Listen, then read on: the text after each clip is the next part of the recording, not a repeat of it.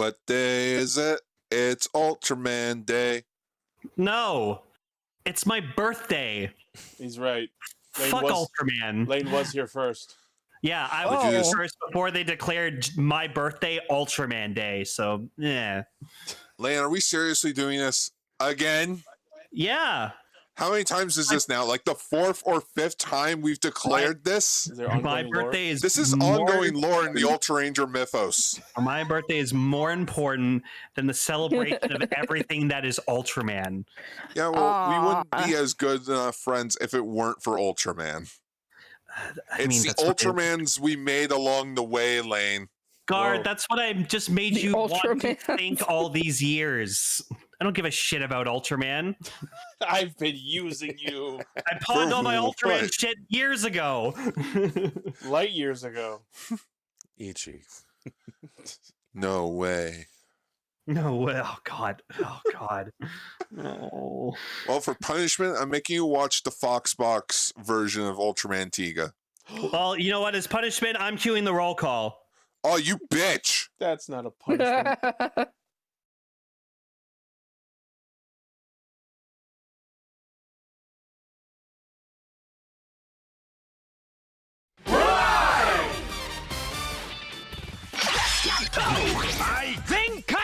Connect. Loading. Broadcast. Perfect! Show running super savant. Level up. Bluecaster, super Ichi. Loud and online. Greycaster, Robolane. Researcher of the Tokuverse. Yellowcaster, Ultra Guard. Trauma Inducer. Northcaster, Sun. Hopping from show to show. Pinkcaster, Froggy Alley. Combining comedy and critique. On air since 2014. Radio Sentai Castranger. Welcome to Radio Sentai Castranger, episode 591. It's Amoongus. No! Fungus Amoongus. Boom, boom, boom, boom. Amoongus. I hate this one. I got he's Pokeballs for among us. hands. He's among us. It's just Electrode as a plant. Did they That's ever fucking explain badass why as it shit. has Pokeball designs on it? It's a defense mechanism. Like, is this retroactively writing lore? Were Pokeballs designed after this thing, or did it just like mutate into nature and had Pokeball designs for some reason? Well, correct me if I'm wrong, but wasn't it literally like Voltorb? Like if you went up to one, it's like you think it's an item. Yeah. Oh, it's a Pokemon. Yeah, that's how they did it in the game. So it attracts people. Fine. I always loved his Hisui and Voltorb. It's just made of wood. I think that's really funny. That's the thing. I like the shiny one. It's like how it's black and wood. Yep, I guess. wood. So what are we, Ichi? We're a bunch of imposters who get together every week to talk about Kamen Rider, Project RED, and a third thing. That is the most accurate thing you've ever said on this show. Imposter syndrome. We are hack Project frauds. Red. All right.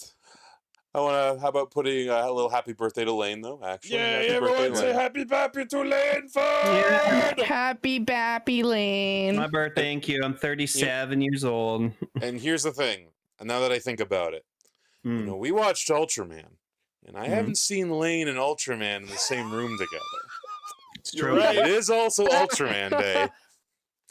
Just You saying. have something to reveal to us 3 episodes from the finale, Lane? And here's the thing. Lane is also 120 feet tall. That's true. Freaky ass he's- alien. I am the Canadian 10 stories high. Save the world. He's very tall and I'm scared. Which makes it really questionable how he fit into my clown car. Well, That's not how Your clown car. That's my old Ultraman design. I have my new Clown one car. I have my new badass robotic one by Moth, and it's fucking sick. You really do have a baby car, Ichi. It's not the size, it's how you use it. That's what she said. There's so many things I could say about that right now. I know we can't show it, but it's fucking awesome. Anyways, Gar and Cell are here in the studio live. I'm Yo. not here. Hey, guys. How you doing? How's it going? Happy birthday, Lane. Thank you. I love how you're celebrating Lane by not being in the same room as him. Mm-hmm. Well, listen, it was either going to his place and sounding terrible, or coming here And sounding terrible. and also sounding terrible. Little Ouch. less terrible, but Ouch, wait a second. Damn, alright, okay. I don't know if Shit. anyone else has noticed, but I'm using the lav mics the way the others do sometimes before. Hopefully the audio quality's good, but we'll see how it sounds in the finished episode. Also, to be fair, I was juggling about going to a Transformers convention as well. That's like 20 minutes that way from your place, but then it just became you know what? I'm good. Fuck it. Fuck it. Neil Kaplan was selling his autograph for $10. Yuck it. it's pretty good for Wasn't a it con. also, were you were talking to us yesterday about how one of the guests was like, autograph $10, photo $60, autograph and photo $90. Yeah, that's Neil Kaplan. right. It's These like numbers don't add up. So is it worth saving $20 for you to get one of them and then wait in line a second I time? feel like they I would mean- boot you from the line. I mean, I want Diabolico's autograph. That'd be sick. Is Diabolograph? Yeah. It can't all be A game. No. I get him to sign it like from my favorite stupid human, Diabolico. That's actually a good one. He was also Hawkman in Digimon. Yes, he was. Oh yeah. Hawkman on the Digivolve. Pokemon, Wings of Love. Digimon. So, So anyway, what are we talking about? This week we're talking about Zeztz episode 42, Gavan Infinity episode 21, Whoa. and to celebrate Ultraman Day, our feature topic for this week are episodes 1, 3, and the unaired episode 52 finale of the Fox Kids Fox Box dub of Ultraman Tiga. Oh, Hell yeah. it's so cringy. I hate it. Literally, the only thing about it I remembered was the theme song, and the theme song was in That's fact all as good as everyone I remembers remembered. of it is the fucking theme song because it's fucking memorable as shit. Yeah. What I didn't realize until I rewatched it was, so clearly they've got the same stable of voice actors from Yu-Gi-Oh! Because it's 4Kids. So one of the people singing the fucking opening is Kaiba's voice actor. I didn't know he was a singer. Like, I'm pretty sure that's Eric Oh, Stewart. wow. voicing him, Eric yeah. Stewart. And that we'll get into the other voices they got in there. All right, but before we get to that, we have some news to talk about, and it's another big news week. It's a chonky one. News mode. All right, we have the official reveal of Kamen Rider Mice. yay! Yeah, not What? myth, you Yeah. fucking plebs. It's Kamen Rider Mice. So it's spelled MY-TH, but it's pronounced mice, apparently. Do you have to pronounce the hyphen as well? Yes. Mice. My fins. Moosin. Wait, I kind of swag with the red one, though. So, yeah, looks like most of the rumors we were hearing were correct. It looks like Kamen Rider Mice is going to be themed around zodiac animals. We have our primary rider who is mouse themed, and then the trailer showed us 2 other cat themed riders. So we have mice as the main one, and then the red one is Kamen Rider Mao. Get it? Yes. Meow. So we're gonna call him There that you the whole go, show. Gar. You literally have Kamen Rider Meow. I'm calling him Chairman Mao. Yeah. If he sits in a chair, we're all fucked. Oh, no. Wagamao. Let's get to my favorite design. You mean Black Puma? Yes. So I don't. It's Kamen Rider. It's spelled R-I-D, but I don't know if it's Kamen Rider Rid or if it's supposed to be Ride or Read or whatever the fuck. Ride me. Ride me. Missed opportunity. Should have been Rid- Kamen Rider Poochie. Atar on the Discord says Rid like get rid of. Makes sense for a villain, I Rid of. guess. Because he's an alley cat. Oh. So Kamen Rider O'Malley. O'Malley. O'Malley. See, like, okay, it's cool we're getting like a mouse themed rider, but honestly, like, we got that this week, but I think Cell and I are more excited for the Judge Dredd Biker Mice from Mars crossover. Weirdly, Hell yeah, I am. weirdly relevant. Right? That was not on my bingo card this week, but I saw it and I was like, that's cool. And like, I think I said to you, like, I won't go long into this, but like, Biker Mice from Mars actually fits very well with the Judge Dredd comics. Yeah, for very real. well. Also, they just rock those fucking judge outfits. They do. So people are saying that Rid is like the secondary, and I guess Mao is like a villain rider, or at least a rival or something. Yeah. You know what I hope Mice says at some point? I hope he's like the stoic, I gotta do this by my own, and he says, the cheese stands alone.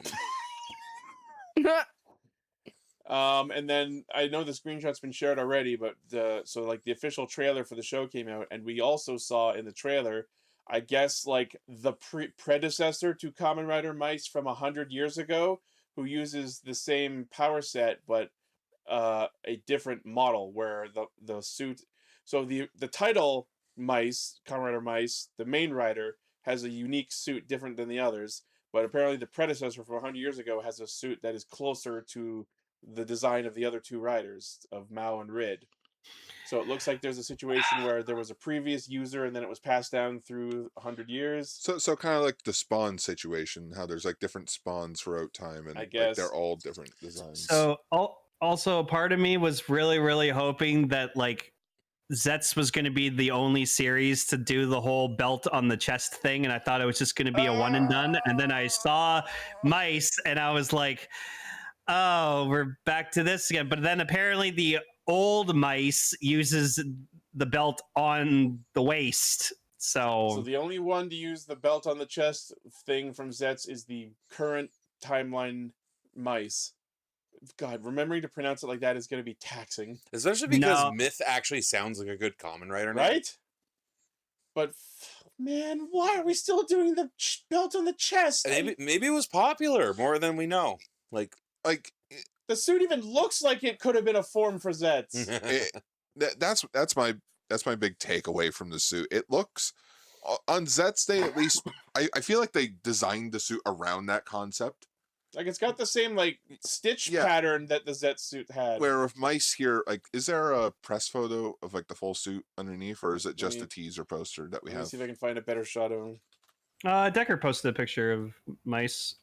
Decker, post a picture of Mice again.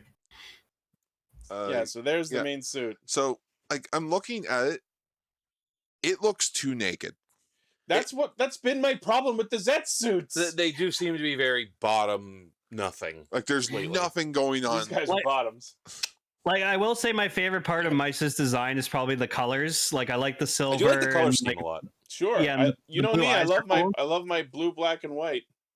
So here's I love the gold too. The gold's very fitting. And the red one just looks like if Jin decided to use like a cat form instead of a falcon. Yeah, it's very Jin burning falcon. I want to ask something too, because you said this was my favorite is the red one. All right, we don't trash the red one in this house. That one's cool. And yes, don't think we didn't notice the fucking cheese motifs all over the suit. Oh, that was also in the logo. That was the first thing I noticed. Oh, I didn't even notice that. That's funny.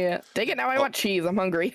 Also, just so everyone knows, Mice actually aren't that really interested in cheese. They'll eat it, but it's not really their thing.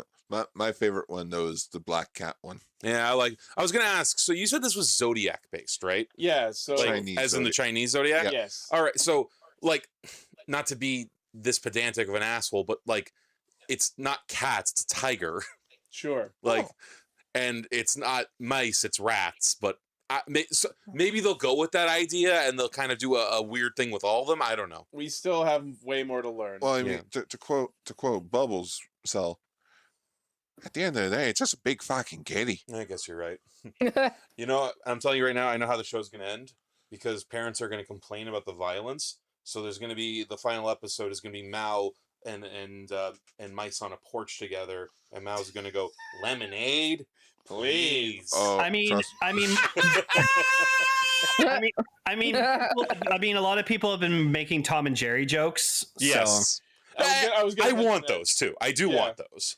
So what we need to do is the rider who joins the team mid-show has to be dog themed. Yes, but then he dies a while after he debuts. But they explained it away by saying he had to go home to his home planet.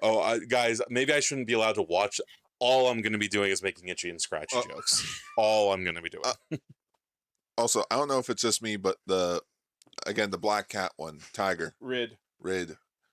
It kind of looks like he's gonna have like Wolverine claws on his for a gimmick weapon. It could, because he has like those spikes on his forearm. I'm like, are they gonna fold out flip out like Wolverine? It's like, oh, I kind of want that now. That'd be cool, yeah, for a cat themed rider to have like.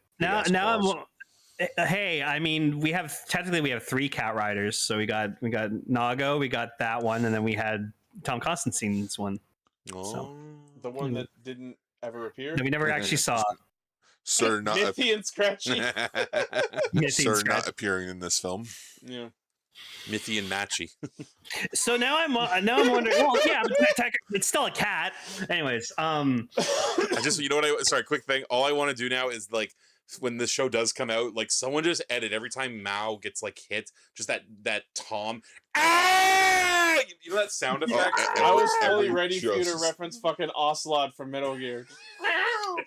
so yeah, it looks like the gimmick, because it's like an egg. Apparently, it might say eggolution when the henshins. Which Yeah. is fucking Okay. funny- So here's funny. the fun thing. So their belts are egg fryers, and the action you do to activate them in the belt is like cracking the egg, and then they crack open, and that's how they Let's henshin. crack this egg. Yep. As always, I don't think the people who design the suits and the people who design the belts are allowed to talk to each other. Because we all know that mice and cats are born from eggs. Yeah. No. No. This is the belt on your rider. This is the belt on my rider. Anyone else feel like a fried egg? Maybe it was supposed to be a cooking theme rider. I don't know. All I know is that the gimmicks look like Cyberplanet keys from Transformers Cybertron. I mean, I feel like just being autistic. I think these gimmicks are going to be fun to like open and close. So I'll probably get like one. I'm getting like Deca Driver, Gotchard Driver. They kind of look vibes. good as like little trinkets for sure. So the driver that Mice uses, according to the box art I've seen for the toy, is just called the Mice driver. And so it's supposed to look like a skillet where you like click it to pop the egg open. And then the one on Mao is well, let me talk about Rid's first, because Rid appears to use the exact same model, like base model belt as Mice, because it's, you see the white and orange parts on the side, but it doesn't have the little like blue eye pieces on the top and bottom. And instead of that, it's got this red part over the top left of it. So Some it looks hazard like, trick looking thing. so it looks like the driver will have like plates for the different riders, I think. But then we go over to Mao, and this is like a fully different model. It's got a similar shape. It's got like a handle. It doesn't have the like 2 cranks on the 2 sides. Instead, it's got this like one like dynamite fucking push switch on the side. A bop it belt. It does look like a bop it. And then it's got these like little like switches on the top that I guess do different attacks probably. Look, dude, when he was a lad, he ate 4 dozen eggs to help him grow large.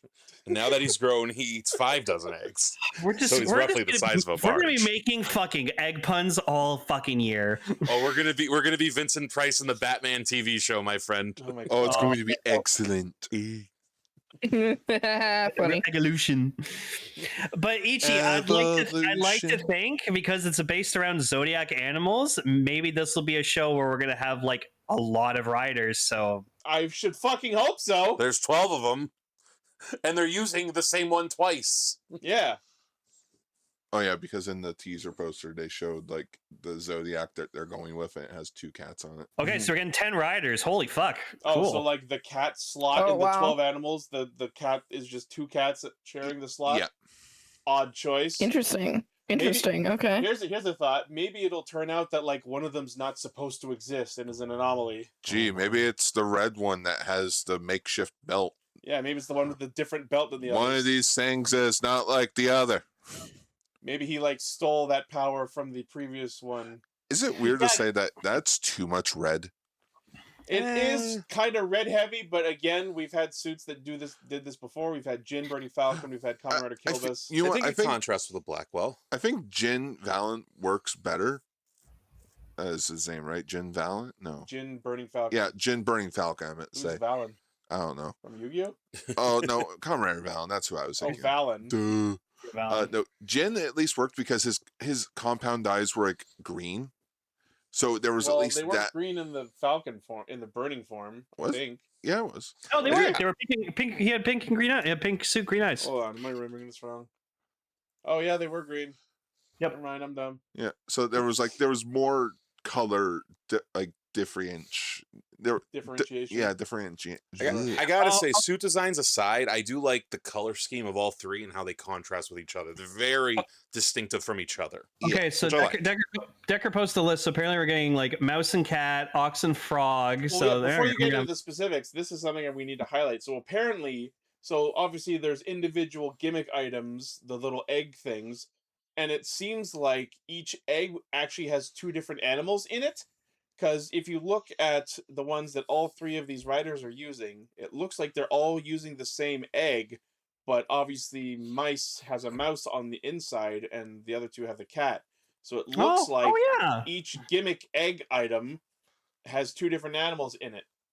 And I'm guessing which one pops out corresponds to which driver you're using, maybe?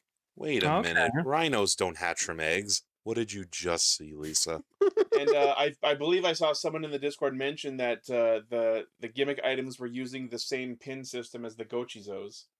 Oh, so it might be like different activation sounds. Yeah. Well, yeah, obviously they're gonna have different I was thinking like different faceplates, maybe. Well, we know the belts have different faceplates because if you look at the mice driver, you see these little white and blue parts on the top and bottom. Oh no, Then I you mean cut like over to red, it's got this red thing. Oh no, I mean like for like the tiny gimmick, like the for the egg, yeah, maybe it's like a slide thing where it's like it's got one faceplate that hides along with the open shell of the egg. Depending on which belt you put it in. Yeah, probably. Kind of like how like with Megazord toys when they have like an Ultrazord, they have like the Ultrazord face like hidden underneath the shoulders. Like when you combine it together, you like flip it open. Yeah. So yeah, this is interesting. I'm looking forward to seeing the other riders. I'm sure with that many potential riders, I'm gonna have a favorite somewhere in there. Mm-hmm. So let's look at this list here. So egg 1, yeah, they all have numbers by the way. Okay. Egg 1 is mouse and cat. Goes together. And then it's not in the tweet, but I'm just gonna give them numbers because I assume they're just in the list, so they could be any numbers. One of them is gonna be ox and frog. Let's go together. Allie gets to look forward to a frog rider. I'm a frog. Froggy. We've activated her. Frog. There's tiger and orca. So apparently cat and tiger are orca. separate ones. Okay. Orcas are not in the Zodiac. Free Willy. I think I remember seeing someone say that there was like 2 layers of animals being used. One was the actual Zodiac animals, and then another was a different set, like a different wheel around the other one. That's fine. Yeah. Oh yeah, by the way, they're remaking Free Willy apparently. Okay. Yep. Get Jafar Jackson to do the song, I guess. Let me just run through this quick because the chat's not showing on screen while I'm looking at this. Rabbit and tortoise. Okay. Yay, tortoise. Because tortoise in the hair. Yeah. Dragon and Kirin. That's cool. I guess like the Kirin, like the Chinese horse. Yeah. Yeah. Snake and meerkat / fox. Those are not the same animal. I don't know. At all. That might be like which translation is the accurate one. Horse and deer. Cool. Sheep and wolf. That's funny. Yeah. Monkey and crab. Rooster and fish. Dog and eagle. I hope I like the eagle one. And pig and butterfly. How are they going to the other is the opposing animal. Is it like a build situation where it's like, here's one animal and then here's the one that preys on it? Like, well, that's what I'm like. Some of them seem to go together. Then, in fact, I'd say most of them go together. Yeah. Well, yeah. Someone else posted another. Decker posted another image of listing these where it mentions which there's stories attached, like fables attached to each of these. That's fun. Okay, I'm saying it right now. I think instead of meerkat / fox, it's supposed to be a mongoose. Well, let me look at this one. There's pig and meerkat, reference to Lion King. What? Timon and Pumbaa. Yeah, but dog and fox, fox and the hound. Rooster and phoenix, pheasant turns into a phoenix. Monkey and crab, snake and toad, wolf and sheep, dragon and carp, tiger and bear, Winnie the Pooh and Tigger. Not tiger and bunny. No. Ox and lion, tortoise and rabbit, mouse and cat. Electro, Diglett, Nidoran, Mankey. Yeah. Well, you know me, I like animal riders, so this could be fun. Yeah. Should be neat. Listen, I think there'll be some cool designs. So there's going to be a rooster rider. So until we find out what that one is actually named, we can just refer to him as Kamen Rider Cock. Hey, it's Kamen Rider the Cock. Yeah, then we can nice cock. Then we can team him up with the famous Sonic OC Suck the Cock. I love that joke, and I love that someone made art for it, and it looks like it could be real. Let Yes, me see if I Scar. find Put your hand up on an audio podcast once again. Yes. I don't like the ears on mice. I mean, get you. I get it's it. a mouse. What do you want? For it Something- not to be a mouse, Ichi. I don't know, maybe not as There it is. aerodynamic. Suck cock. Yep. Like that looks real. It does look real. Oh yeah, make Decker's like, sure I when typed it on Google, got the make sure wrong when you're search. Google searching it, you put Sonic after it. Sonic character. You know what? That might not help. No, that was like the second. It was the second result when you put Sonic after it. What was the first? There was too much. Anyways. Yeah. So for me, this is gonna be so hard. For mice, I like the color scheme. I love me my blue, silver, and black. I don't even mind the gold trim because the cheese bit is funny. But boy, I just really don't like that the belt is on the chest again. I'm just not, I don't know. I'm just not a big Poor fan of all of its like. Ichi. I'm not a big fan of its like all of its like pointy bits. Well, it's our Because like primary rider. He's gotta look because like it has like the I know it's supposed to be like a mouse theme rider and it has like the ears, but then it has like that ear design like all throughout the suit and like on the arms and the shoulder and like the legs are sticking out and I'm just well, like. "Eh." it's our main rider, so we'll see what other forms he gets. Also, they all have tails apparently. Do they? Yeah. Yes. Are there any images showing that? If you find the one for Oh my god. Is uh, that it? no, if you look at the one of that's my favorite, you can see a tail in between. Yeah, look, like under Mao's claws. Oh yeah. I see the tail right Oh. there. Okay. Huh. That's not a tail. Oh, and Rid's got one. That's not a That's- tail at all. That's not a tail. Someone blur that. How else are Oh, supposed we to... found Kamen Rider Cock. Oh, we did it. Boobity boop boop boobity boop. Mouse crotch. Man, just think. You know that the Rooster Kamen Rider's gonna have a big fucking head plume on the helmet. Mhm. Zoom in We'll call on the single Kamen Rider pixel that's Foghorn. mouse crotch. Single pixel of Panther's crotch. Wow, that's a deep cut. Oh yeah. Okay, so let's actually read the fucking article now. No. Let's. So Toei has revealed the official teaser trailer and initial details for Kamen Rider Mice. A mysterious mouse rider faces off against the cat riders Mao and Rid in an all-new battle, mouse versus cat. This sounds like what the dub of this would be. Yeah. Powered by mysterious egg-shaped items, Mice transforms using their belts worn across their chest, while Mao and Rid confront him with belts worn at their waist. It's so fucking funny that the marketing for this went out of their way to differentiate. He's on his chest, and they use their belts like real fucking ancient heroes. No, Ichi, they're the villains only put them on their belt on their waist now. Oh, Decker's saying the gimmick items are literally just called the ride eggs. Ride eggs. I mean, I guess. Excellent. Excellent. Mice transforms using the mice driver on their chest. Similar transformation belt like mice, but has an item called a hammer bone buckle attached to it. What the fuck does that mean? I guess the attachment's called the bone buckle. So like the red thing's the bone buckle. But they're not the same one. So which one is that? Mao's or Rid's?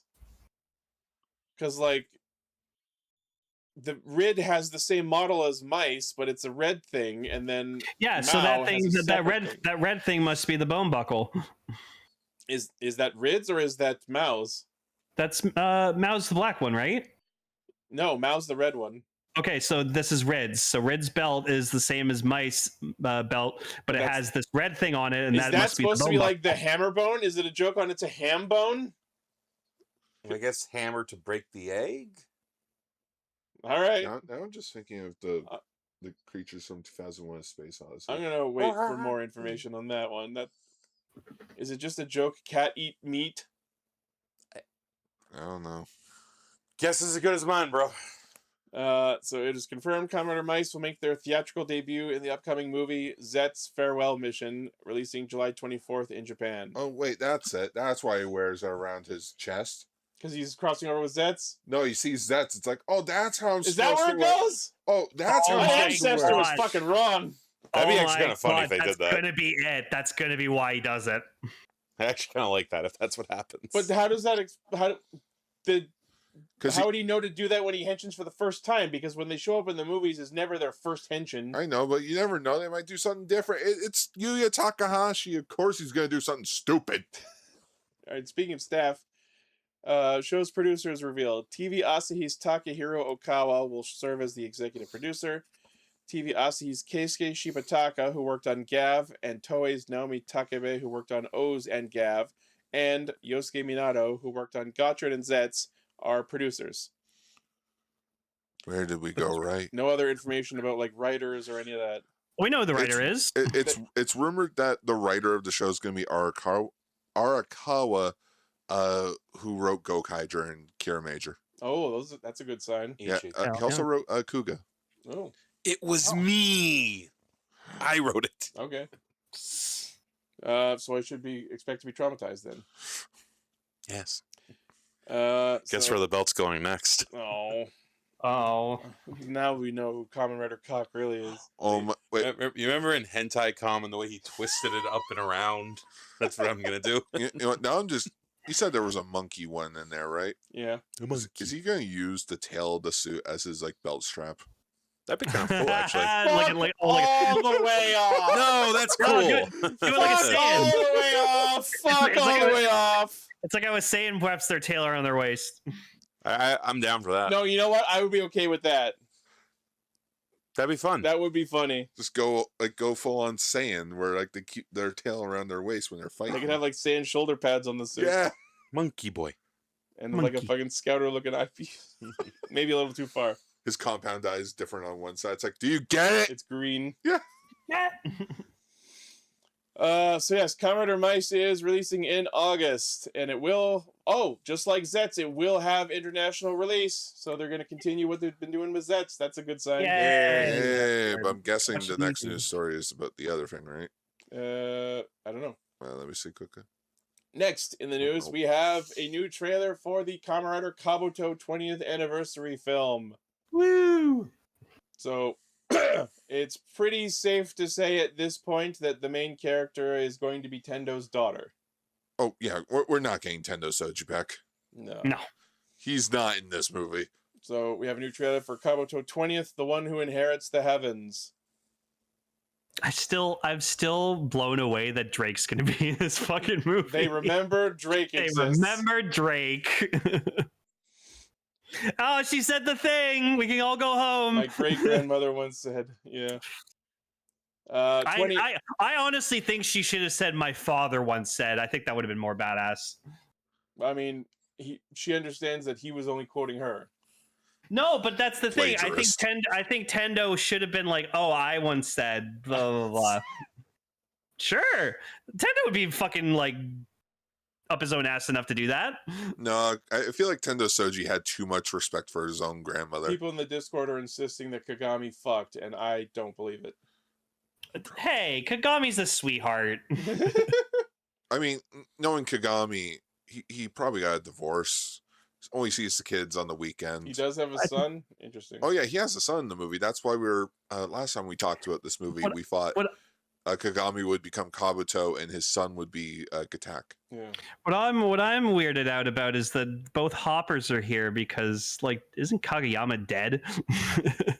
Again, they're not. Didn't Yagroma kill Kageyama? Like, at this point, it's one of those things where it's like it's Probably a worm. it's the 20th anniversary movie. The actors are still around. Let's just bring them back because nostalgia. But Kageyama looked so like awkward in the freaking Zio episode. Yeah, that's called rush production. Anyway, the Discord saying that Yagrama uses all the other uses the bee and the hoppers. That would be funny. Oh, Mishima's there too. That's cool. Okay, so 20 years have passed since that battle. What happened to Soji Tendo? Humanity and worms are walking towards the path of coexistence. For some reason, Zeztz is secretly developing a new Masked Rider system. Kagami Arata's son Yui is qualified to use the new system. Masato Mishima of Zeztz attempts to contact Yui, but standing in his way is Yui's classmate Hikaru Tendo. Okay, so yeah, this is the son and daughter. The son of Kagami and the daughter of Tendo. You know what I'm more creeped out about? Who did Tendo fuck to get a kid? Whoever he wants. Like who? Like now I'm just curious. Like who was worthy of him? Oh, that's a fun question. Like who did he just be like you? And you know he seduced her with his With his amazing cooking. cooking. Yeah. Yeah, exactly. Because he's a great Or- cook. Or maybe his sister like hooked him up with like someone, be like, hey, so I'm afraid my brother's gonna die alone and a virgin. Could you just give him a quickie? Could you show him? Could you show him the path of heaven? Could you clock him up for me, please? Oh my gosh. Make him cast off his pants. Oh, there's a good one. Wait. Hold up. Are you saying the Yagurama is going to be the bee, kick, and punch hopper? That's kind of funny. That's fucking awesome. I Oh love my that, god. He's going to be both hoppers because, yeah, both That's what forms we are were on saying the earlier. easier side of the Zector. It will be so fucking funny to watch him like take the hopper sector out and just like turn it around and put it back in. So he's just gonna be kick hopper for a bit, do some kicking shit, and he's like, all right, I need to step it up a bit, switch to punch hopper, just start punching. This That's is for you, awesome. Kyodai. So I'm what? He's a excited Pokemon shit. trainer. Yeah, He's just Sure, swapping no. out combos. yeah. He swaps Pokemon. I've actually always kind of wanted that, where I was just like, wait, can't like both hoppers just use either form? Yes. So it's like, come on, that's awesome. Do we know if the sword's in like the suit at least is in the movie or no? I watched the trailer and did not see it. Oh. So I I sword think will they're- stay dead yeah, I think they're gonna respect that. unless it's a spoiler and maybe someone using the sword sector shows up in like I mean, the 11th hour. it could be Cool. another worm like Oh, that- posing as him. So There's apparently going to be. Oh, they show them in like displayed forms. Renewal figure arts for all the Kabuto riders. Cool. even especially Drake. So yes, as we've talked about previously, there is several new Kamen Riders in this movie. We have Kamen Rider Atlas, which is the big shiny white Beetleborg ass Kabuto s That's rider. probably Tendo Soji. No, I think everyone's saying that's the daughter. That's what people are saying. This is a Kabuto and the white Blaster Beetleborg Yup. fused. And then the green one is Kamen Rider Giraffa, which now adds to the Beetleborg comparisons. There's a lot. I don't like that name. Well, that's a brand of beetle. I'm pretty sure that was the name of one of the undeads. A brand of beetle. I love that. A brand. Race, class, whichever. You know what? PCs. That could be a cool crossover. Juko B fighter with Kamen Rider Kabuto. Right? Maybe Fuck, 20 that years. works. Yeah, that's also what Gira from King Oger's named after. Yeah. Thank you, Sam. Oh, Damn it. Mishima did survive, and if I saw right, I think that's Mishima who turns into Giraffa. cool. Giraffe. That looks nothing like a giraffe. We just I feel did this cheated. bit. I know. Guard, shut up. Okay, well, anyways, I'm super stoked for this movie just because freaking Yagurama is just gonna be like cleaning house as three different riders. I It's gonna love be on so I cool. love on the poster that on the one side Yagurama's sitting there with Kick Hopper and Punch Hopper behind him, but then the bee is off on the other side for some reason. They were probably like perfect symmetry. Oh wait, what's that hidden file on the Photoshop? Fuck. And you know, he's gonna go out, he's gonna like die, and he's just gonna be like, I'll see you in hell soon, Ibo. All right, so meanwhile, Kagami obtains new information from Shuichi Tadokoro, who is also still alive, about a Zect conspiracy. To confront it, he visits his former comrades, Daisuke Kazama, Drake, and So Yagurama, Kickhopper, who refuse to cooperate. I need to say this here. So, lastly, Yuki Sato, Hidenori Tokuyama, and Kazuki Kato will perform the film's theme song, Next Level Past the Tofu version. What the fuck? What does that mean? Yeah, Tara, What? that's the best shot we got of the suit in the trailer, but it is still while the helmet is forming, so it's not actually what the helmet will look like. Oh yeah, because Tendo's like thing was he was really good at like making tofu. No, I remembered that, but that still doesn't justify naming the fucking theme song after it. Hey, what's your favorite Rider theme song of all time? Oh, my favorite's Next Level Past the Tofu. That's like Deno level stupid. It's like fucking climax jump coffee version. Yeah. So Kagami resolves to fight the enemy by himself. Then the shadow of an unexpected person appears before him. Dark Kabuto. It's Tendo. It's confirmed that Kabuto's suit actor Seiji Takaiwa is part of the film in an unknown role. I mean, probably Atlas. Well, I could see that because Seiji Takawa has fully admitted his favorite Kamen Rider that he played was Kabuto.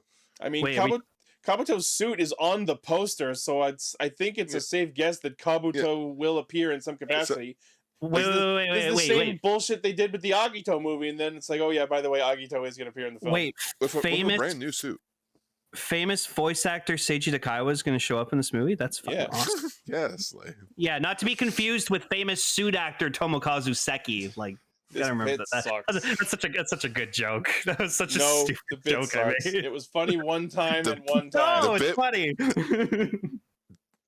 I feel like the bit works when you only acknowledge that you made the mistake of calling him a voice actor. Yeah. So anyway, the film is releasing November 6th, and we'll have a Blu-ray DVD release February 10th. Oh, it's gonna bomb at the box office. Godzilla -0 comes out that weekend. Oh yeah, no one's gonna go see this movie in theaters because they're gonna be too busy seeing Godzilla. you dumbasses. you just dug your own grave. It's like With releasing Godzilla. Alvin and Chipmunks 4 on Star Wars weekend. Fucking idiots. All right. All right, Next. next. So we have the CSM release of the Kamen Rider Ghost 15 Heroes icon set. Okay, so we're all splitting this, right? No, I'm buying all 15, I'm making the wish, damn it. and But I I want to want- wish so that I can have a CSM Ghost Driver. See, No, but- that's how I win. That's But I want synergistic. Goemon and Himiko, and then Gar can have Benki. It's or Ben Binky. K. No, I know, but he called it Binky because his Binky? stuff's cute. Yeah, I called it Binky. Ichi can have Newton and Houdini. Yeah, but I also want Grim. Raven can have Musashi. Yeah. So anyway, these are things that are getting released. they look gorgeous. They're the same size as the deluxe ones, right? Just Yeah, I think they just have like more accurate. They're just more accurate looking to like the prop versions. So Okay. shinier sticker, nicer paint. The luxurious Ghost icon set includes the 15 hero Ghost icons: Musashi, Edison, Robin, Newton, Billy the Kid, Beethoven, Benkei, Goemon, Ryoma, Himiko, Tutankhamun, Nobunaga, Houdini, Grim, and Sanzo. I just in forgot case how you need a reminder. I forgot how much I loved the belt because the belt was voiced by MCAT, just Yeah. doing all the voices. Just Tutankhamun. I still have mine. Houdini. Goemon.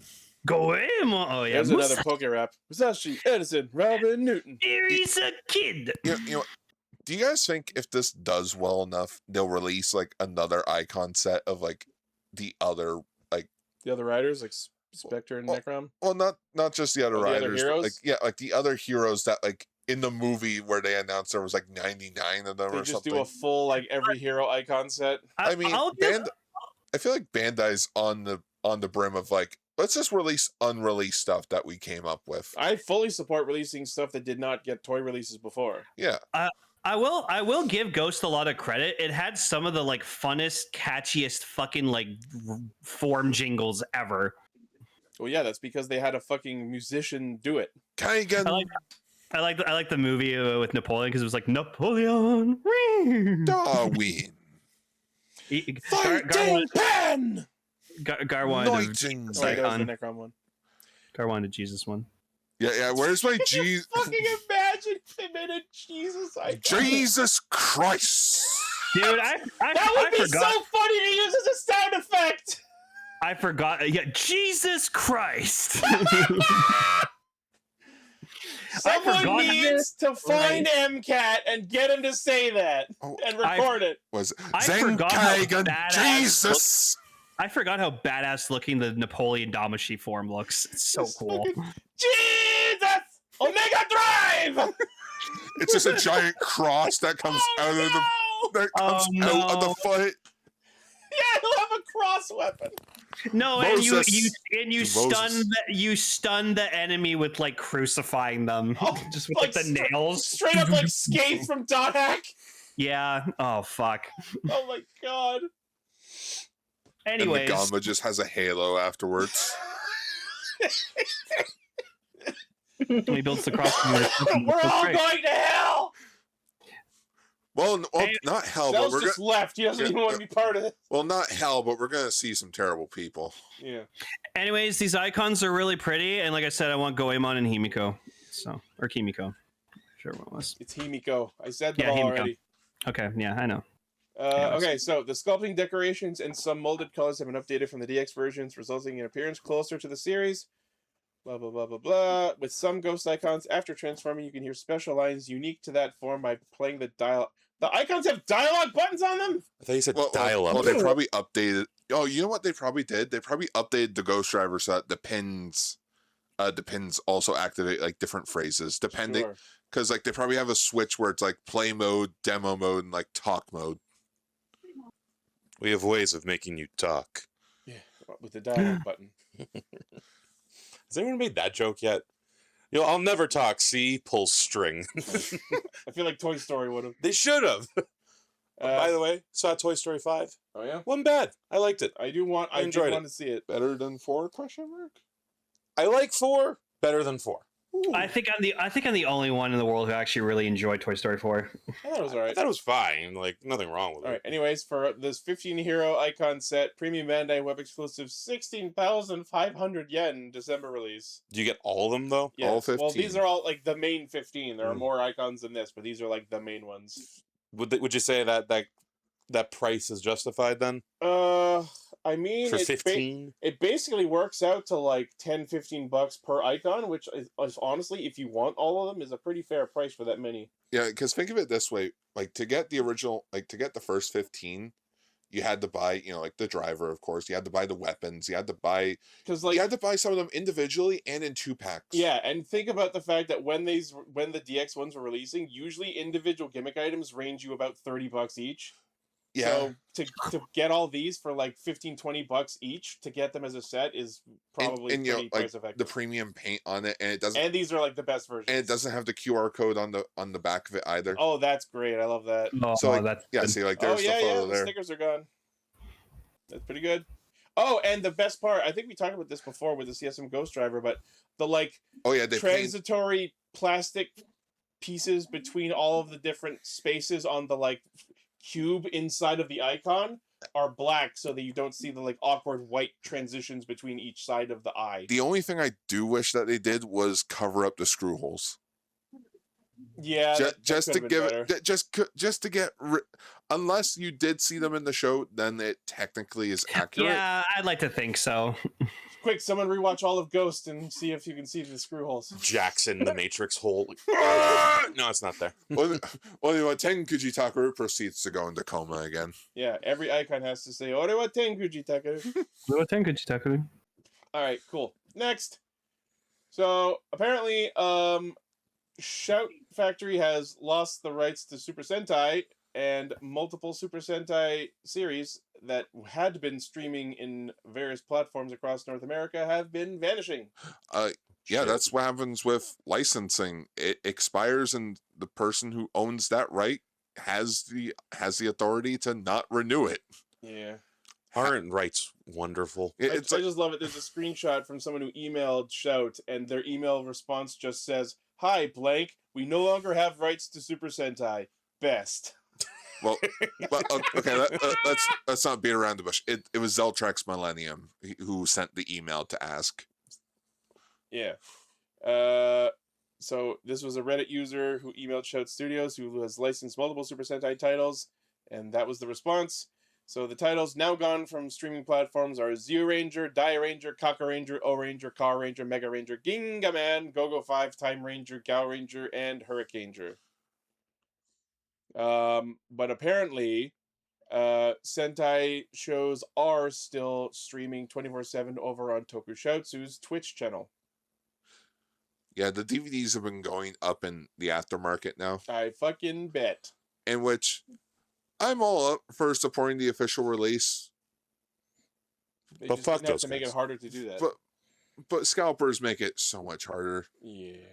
It sucks too because Shout was really good with their Power Rangers releases. Like, Yeah. I actually have the first season of Mighty Morphin signed by Jason David Frank. Ooh. Yeah. So yes, that is a thing that is happening. Next, Also in CSM news, we talked about the announcement of this last week, but now we have more details of the CSM Henshin Belt Typhoon Kamen Rider Ichigo edition. All right, Well- so we talked about this before, but the important parts are Premium Bandai web exclusive 55,000 yen November release. Oh, Oh, That's guys, over $500. it's because it's the 55th anniversary. Oh, I wonder if Fujioka's going to get the first one of this as he well. damn well better. Okay, so this is the belt worn by the so-called old Ichigo. Let's see if it's got any useful new information. New mold. Side buckle, different lever and shape, switch shapes. Everything created with new mold. Includes numerous voice clips and background music by Hiroshi Fujioka. Playback via dialogue button. Dialogue mode, special attack sounds overlaid with shouts such as Rider Cake. Do you know what the hell this screenshot is about with this tuning dial? It was a. he's been set to I want spin. to say it was a thing from like his early episodes. He did something to like it allowed him to like jump higher or something when he was like. Literally has a dial on his own power levels. Yeah. That's hilarious. Wow, crazy. So anyways, that's happening. Next, Toei Tokusatsu Blu-ray Project 2026. So Matelder is on the list. Fucking gimme. so Toei Video announced so they're asking Tokusatsu fans which Toei Tokusatsu you want to get an HD remaster.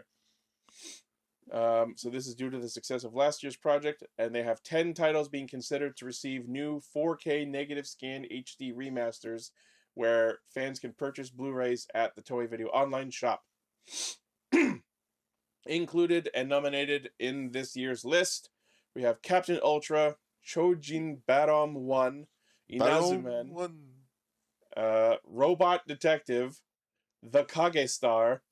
Cage Star. That looks like Kage Star. It's pronounced Cage Star. Is it actually? Yeah. Okay. Daitetsujin 17? 1-7. 1-7? I don't know these shows. Yeah. Message from Space Galactic Wars. Kyodai Ken Bycloser? Bycrosser. We talked about Bycrosser. 2 episodes. Yes. Chojinki Metalder, and B-Robo Kabutak. Which is weird because Kabutak got a 4K release from China. Was it official? Yes. Alright. So Well. so that should be disqualified. That already has an HD remaster. So if you want to participate in this vote, fans need to visit the official Toei Tokusatsu Blu-ray Project website and fill out the Google form. If I could only pick 2, No, you think you can only pick one? if I could pick 2, it would be Matelder and Inazuman.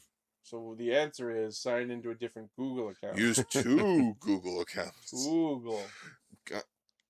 Like I said last week, I'll make the VR Troopers HD remaster. I just need Matelder on Blu-ray. Here you go. Yeah. Good luck. So the application period is from July 8th to July 16th at 11:59 p.m. JST.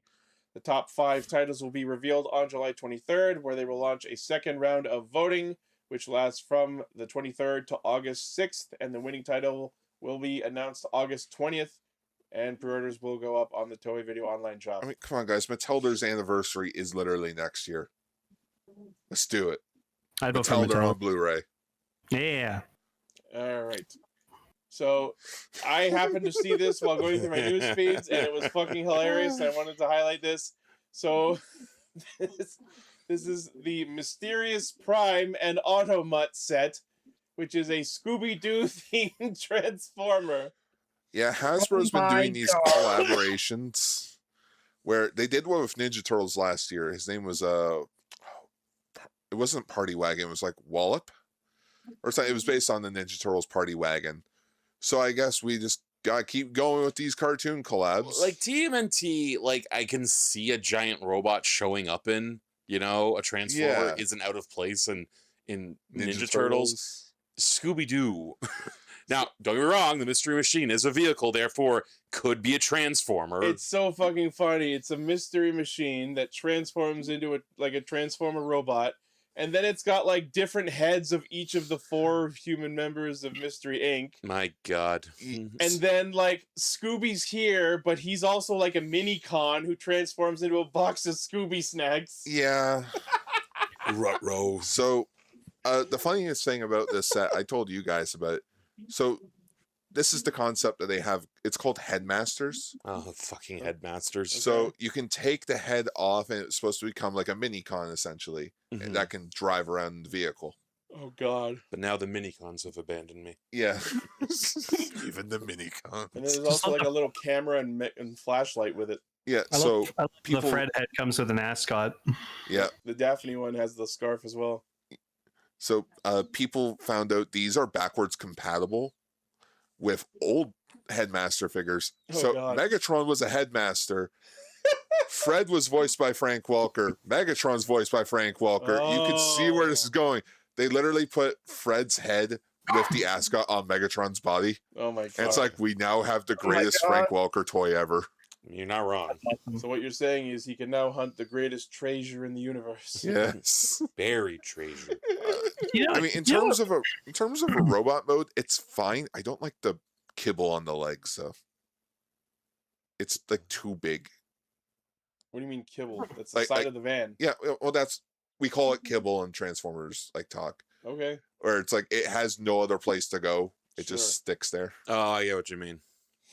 So the description here: experience the epic wackiness of Scooby-Doo X Transformers with the Mysterious Prime and Automutt collectible figure set. Mysterious Prime is not a bad name. It's the Mystery Machine. yeah. So yeah. It's kinda like not, that. But they, come on, guys. It's like that Coolsville, Gruelsville. You want to try that one again? I don't know. I was trying to think of like their hometown, Coolsville. like Coolsville. Is that where they're from? Yes, Have you ever Fuck seen the this live show. action movies? No. They're good. Oh, I think they're Coolsville really good. sucks. James Gunn wrote them. Yeah. Yeah, Seth Green's in the sequel. So anyway, that's $123. Yeah, Well, these they're collab like figures are price. stupidly expensive. Hey, guy, Transformers, do you know what you need to do next who deserves to be a Transformer? Fucking Herbie the Magic Bug. Like, come on. No, Disney will never allow that. Yeah, that's true. I It's refuse to so buy another perfect. Transformer It would work. until they release the Magic School No, Bus. It's my own personal we almost got opinion a that bus. Herbie is a Transformer. We almost got a bust Decepticon in the Rise of the Beast movie, and it got scrapped because they were like, "We're not making a toy off of it." Dude, lazy they should fucks. make a Transformer out of the Magic School Bus. That's That'd be what I sick. just fucking said! You gotta Oh, listen. okay, shit, sorry. No, I thought you. Sorry, I thought you were talking No. about a different bus. You know who they need A to make? different bus. There's different buses. Transformers and the A-Team. That'd be fun. You know, their van. I swear they did that already. No. No. I swear Lane, they what'd did you say like your Acons? headcanon was? Headcanon that Herbie's already a Transformer. He just can't transform. Yeah, he lost his T-Cog. That's a different Bumblebee continuity. Mm-hmm. Anyways, Mystery Inc. Transform and roll out. Sure. All right, so unfortunately, some sad news. I think we lightly touched on this last week, but Yep. it was reported July 2nd that former actor and Mega Beast investigator Juspian star Hikaru Kurosaki has passed away at age of 62. Oh. Oh, Aw. it's a handsome fella. So yes, he I was gonna say. he was in Juspian, born in Jaspion. 1962 as Seiki Kurosaki. Joined the Japan Action Club in 1978. He was a Ninder combatant in Toei's Spider-Man. Yeah, that's a lot of things people have been confusing him with. I don't That like he was that Spider-Man. naming. Yeah, everyone keeps thinking he was Spider-Man. It's like, he wasn't Spider-Man. There's a lot of There's probably racists out there. articles just miswording when they meant to say he was in Spider-Man. No, Yeah. they straight up say he was in Toei Spider-Man. Yeah, but, But not don't- but as they don't- Spider-Man. Yeah, but that's just it though. It's like, It's dig clickbait. fucking It's deeper, guys. it's Come on. clickbait Yeah, articles. it's clickbait to get your attention on the article. What Spider-Man's dude? He made his acting debut in the 1980 TV drama Shogun Samurai and made his leading role debut in Kabamaru that- the Ninja in 1983. Is that what a Ninder looks like? In no, that's so he had a guest The appearance in Ninder. Bioman where he was like, he is technically the first evil ranger, I guess, in Super Sentai history. Cool. pretty cool design. And but what's this? Okay, I'm just asking. I'm just asking because we were talking about it. Playing Juspian. Okay. because Brazil loves this show. Oh, I see. So much to the point they made a fan film for it back in the early 2010s. Yeah, I don't think anyone said what he passed away from, but he is 62, so it might just be Oh, old age complications. okay. I don't know. Look at his post-acting career, though. That's interesting. Yeah. Check this out. Married actress Yuko Asuka in 84, who he'd been dating since meeting her during Bioman, where she played Farah. What? There you go. Retired from acting in 95, ran a bar in Shimokitazawa, Tokyo, established a diving shop called Mother Earth in Motobu. Wow. Damn. Good for him. Wife passed away in Okay. 2011, Yep. was living with his 4 dogs. Oh. Okay. Dogs. Oh my god. Dorgs. The dorgs. But what happened to the dogs? Probably got Mark, adopted. Mark. Rest in peace, sir. You led a storied life and career. Yeah. Oh hell yeah. Rip in peace. All right. I'll let Gar take the reins on this next one. All right. So, with it being Ultraman Day, there were some announcements in which one of the big announcements was the SH Figure Arts renewal Ultraman A-Type, the Birth of Ultraman edition. It's a real A-type personality there. Yeah. That's what they should have said on your birthday, Lane, the first time when you were born. The birth of Ultraman. That's right. So, this figure art is of course I want to say re-release of the Ultraman A-Type figure art, but now done up in black. What is supposed to be black and white. I actually like that a lot. I like Yeah, that. monochrome. It's really cool. Because for those that don't know, the special The Birth of Ultraman came out July 10th. It was in black and white because it was a live televised broadcast. 1966. Excuse me. And that is the exact shot where Ultraman came and debuted. Just open the door. Honey, I'm home. Pretty much. Ultraman debuted literally 33 years before I was born. I love this shot of him doing the beam where it looks wait. like he's whispering to someone. 23 years before I was born. Yeah, 23 years before I was born. Just that image of him at the door, all I can think is, honey, I'm home. I What? just said that. No. What? Already? Yes. Hi, honey, I'm home. Oh, that's right, I'm not married. So I can't see how much is the figure art going for. Like, for real, I'm sorry. This image of him at the door, it looks like a cursed image. I love it. Yes. Yeah, it's like a creepypasta. Yeah, click on the actual photo of it in the group chat or in the Discord chat. Oh, It's so small. Look Look at that. Looks like a cryptid. Right? The Ultra. Yeah, it looks like the figure art's 11,000 yen. So Releasing in March, premium Bandai Web exclusive. Comes with a base. Yeah. nice. This is a really good idea. This is really cool they did this. I Time for like another it. good idea, bad idea. Good idea. Release a figure to celebrate the 60th anniversary. Bad idea. Have it come out a year after its anniversary. Okay, having a figure art of a black and white Red King is really funny. I also just want to say too, again, I love the paint job, and maybe this is just the lighting for the ads and shit. But the way it's lit, You can make out the contours in the helmet. that and the sheen and luster is so perfect. Yeah. I love that you can make out bumps resembling a mustache on the helmet too. It honestly looks like someone took these screenshots from 1966 and it was like, oh yeah, look at this Ultraman figure from 1966. Wow. Yeah. Fun fact: we in the States actually released that special first before Japan ever did. I like how you, a Canadian, said we in the States. Yeah, traitor. Sorry, Alex. Wow. All right, very cool. Next, Here we go. I'll let Cell take the reins on this one. Well, we recently got another teaser trailer for Godzilla -Zero. Another teaser. Yeah, it's very short. It's only 30 seconds long, Perfect. but Godzilla minus 30. it makes you think. In the teaser itself, the big takeaway seems to be they're hinting that in order to stop Godzilla, who has somehow returned, we're gonna nuke him. That's what it looks like they're gonna do. Which, from a Japanese perspective, that's big. Yeah, I think they had theorizing this for a plot idea. Maybe they see Godzilla regenerating in the ocean, or there's some sort of signs that he may still be alive. What if we just throw a nuke down there and just vaporize what's left of him? But we could, why not use the bubbles again? No, we'll vaporize him with the nuke. What could go wrong? I'm sure using a nuke on the radiation monster can only go well. Oh no, we made him dummy thick.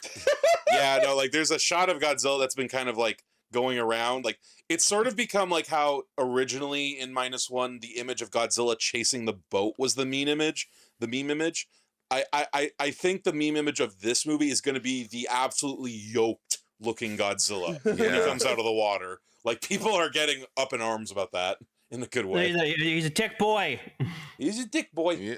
A tick boy. The movie Did you takes. say he's a dick boy? What? I said Thick he's boy. he's a thick boy. Okay. He lost his dick when they first killed him. I I was, looked it up. I was just But yeah, this movie takes place 2 years later. It looks like the entire cast isn't coming back, which that's fine. They do that in Godzilla movies. no Gokai Blue. That's what I was gonna say. I don't think Gokai Blue's in this one. Oh. Rip. But my favorite character's back, the Professor. But it looks like there's gonna be some He was the only one I drama. recognized in the trailer. Yeah, it looks like there's gonna be some drama between him and our lead. And Yeah. also, so Koichi's back. Noriko's back too. Oh, We saw her wearing an eye patch, very Dr. Serizawa. Apparently, Blue is back in this. Oh, is he? Yeah. Oh, good. good. Yay. Uh, Also, the director confirmed that this will be the final in this like series of Godzilla movies, so there Yeah, will like, not be a we're- third one, and I think that's honestly a good thing. Yeah. Yeah, Well, 'cause I fe- Go ahead. I just feel like everyone always suspects when a movie does well, when they announce a sequel, there's usually a 2-movie deal contract to make it a trilogy. With most like movies that come out, where it with the description of this one, it's like I think it said like once like we're ending this now while we're at 0. We're not gonna have the third one, Godzilla plus one. No, with it's just gonna be Bride of Godzilla. I really thought of it. Godzilla minus would have been just a title. Could have been. But that's not different enough from -0. Like, I'll be honest. I think calling it -0 was kind of dumb. Like, it's like Godzilla -1 was already dumb. No. That made sense in like the movie. In the We're context. trying to -1 Godzilla from the Earth. Well, no, because Japan was at 0, then Godzilla showed up. I and still became think it should have -1. just been. I still think it should have just been called G. I liked would be that. cool. Yeah, there it is. There is no third time. Everything ends here. Mhm. That's in the official synopsis. Until- Kind of what we talked about earlier. You know what they're doing? They're pulling a Smiling Friends. We're going out while we're on top, which good for them. Yeah. I'm saying now, my theory, not just my theory, I think there's going to be 2 Godzillas in this movie. I think So it they're is Godzilla plus one. there. I love that all the jokes have been that should be the name of the next one. It's like Yeah. Godzilla plus 1. Godzilla goes to a wedding. Pride of Godzilla. Becomes a wacky comedy. Which that's what happens to Godzilla movies as they keep going. What I think is interesting is there's mention here in this article that this is the first Japanese film to be filmed for IMAX. Really? Apparently. Wow. Well, we're of course going to go see it in IMAX because it's Sure. Godzilla. Go big or go home. Right? I want my Yeah. ears to bleed. Sure. There was a guy with a Godzilla head when we went to go see -1 there. Yeah. Like full on suit with a Godzilla head on. Nice. I'm looking forward to hearing Godzilla's roar. This Godzilla's roar again because it was just so intimidating. The audience is now deaf. I just hope this movie, before the movie starts, we get a Chibi Godzilla Raids Again short That would be hilarious. about them going to a movie and them teaching them like proper theater manners. Yeah, like don't be on your phone. Yeah. Don't talk. Toho, it's right there. It's right fucking there. I've been saying this for a while. It's a good time to be a Godzilla fan. Mhm. We're eating. Godzilla. Hmm. and then next Why year is we he get pink? Who cares? Supernova. Yeah. So Godzilla -0 is set for November 3rd release in Japan and November 6th in North America. Thank you, Takashi Yamazaki. You are very good at directing Godzilla movies. What if this Thank is you. all just a massive prequel to Godzilla the Ride that he also did? It basically looks the Godzilla same. plus you. If we get Mecha Godzilla in this movie somehow, oh my god. Fucking Mecha A Godzilla. 1949 Mecha Godzilla. 1949. Yeah, come on. It moves Come like an on. animatronic, like Yeah, make it like stop motion. That'd be fucking No, sick, dude. Like fucking House of Presidents man like animatronic. Try the churros. You'd never know. That'd be sick as shit. All right. Well, anyways, that's the news. Oh, That only took an hour. Well, there's a lot of good news a lot of good news. Got Kamen Rider and one reveal. piece of bad news. Yeah. All right, I'm on it. Good morning. Nox sucks. Okay, Let's so get this out of the way. this is an interesting tipping point to be at in the show because for so long, so many of our main characters have been like, fuck Code, I'm here to destroy Code, I'm getting revenge against Code, Code is bad, we need to destroy Code. So Yeah. now we are finally at the point where I guess Code is officially considered destroyed because Catastrophe blew up all of their headquarters and killed Zero. So now this episode is about Nox going, cool, so I've done the thing I wanted to do the whole show, so I'm just gonna vanish into obscurity now. Bye, everyone. Yeah, he's like, fuck all of you. But before that happens, I just love the idea where he walks into the fucking room where they've got, I guess, all of their technology set up. And by having all their technology set up, I mean there is a fucking holographic display on the King Odra filming set. Yes. So he like blows up that set and the holographic displays in the room. And I guess we are supposed to interpret that as I have deleted all of Code's files by Yeah, that destroying one the was holograms. a little. And I'm like, I don't know if we can consider that total destruction of all Code technology. You just broke the screens. You didn't break the computer. Like, I'm sure there's still hard drives with gigabytes and gigabytes of shit somewhere in the building. So That was your then- monitor. So then the funniest shit is just like Nox like completes what he wants to do and gets his revenge on Code, and he just goes, all right, I'm done. There's nothing else I need to do. Walks back into the Nox pits or whatever the fuck. Goes, You know what? goes I'm gonna quote Amazing Circus here. Just Fujimi finds him and he gives him back his belt, and I just think Nox just goes, no thanks, I'm trying to quit. that is what's happening. But so Nox goes, or Odaka goes back to the Nox pit and just walks up to Phantom and goes, so I've done what I came here to do, so you can go fuck yourself, and I'm leaving. Bye. Power. And then what I thought was the funniest fucking thing in the episode. So I guess we cut to Nazca, and I guess at this point she goes into a dream for some reason because the scene she's looking at happened in the dream world.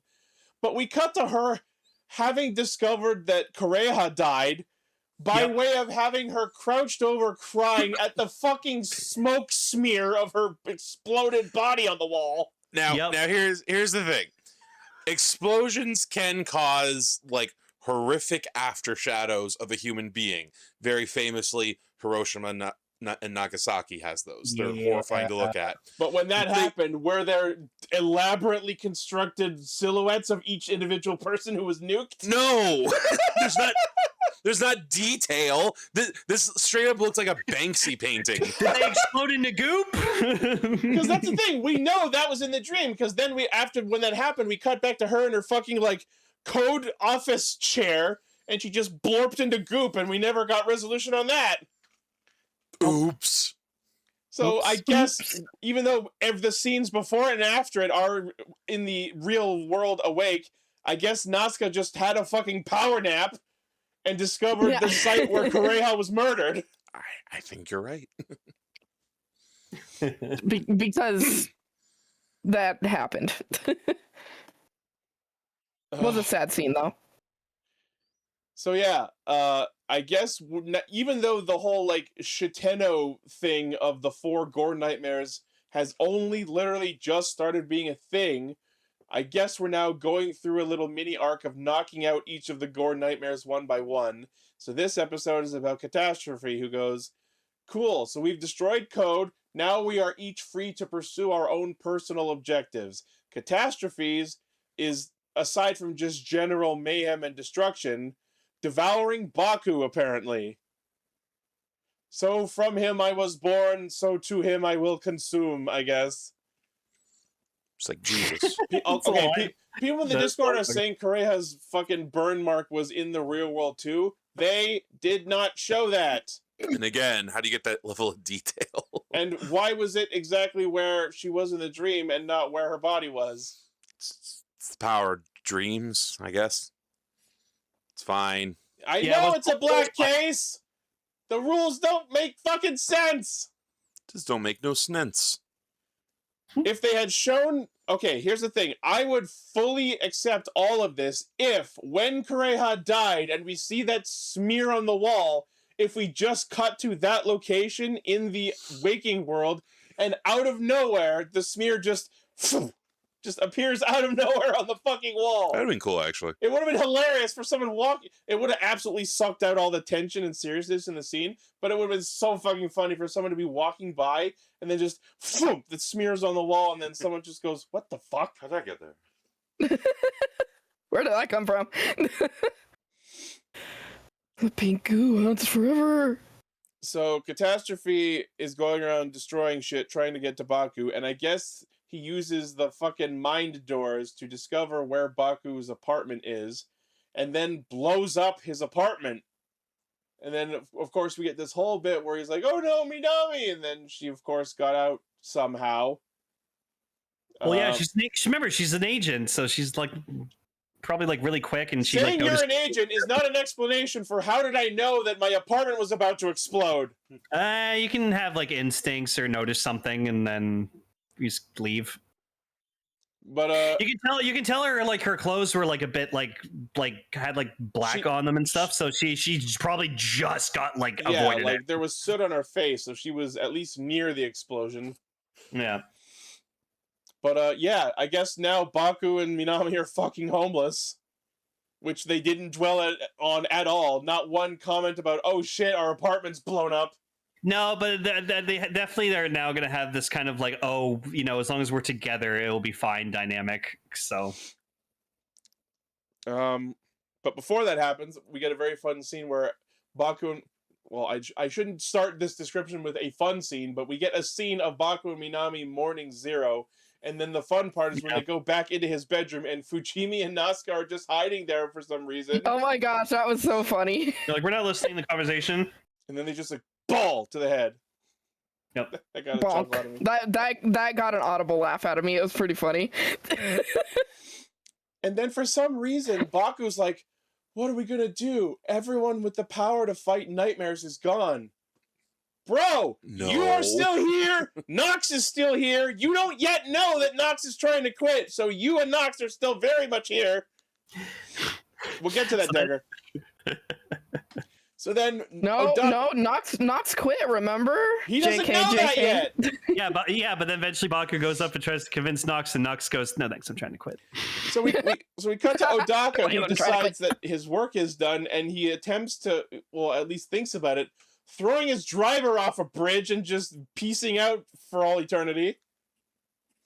But then we get a very fun bit where Fujimi finds him, and we finally get the payoff on Fujimi going, "You confirmed and proved nightmares were real. You win the bet.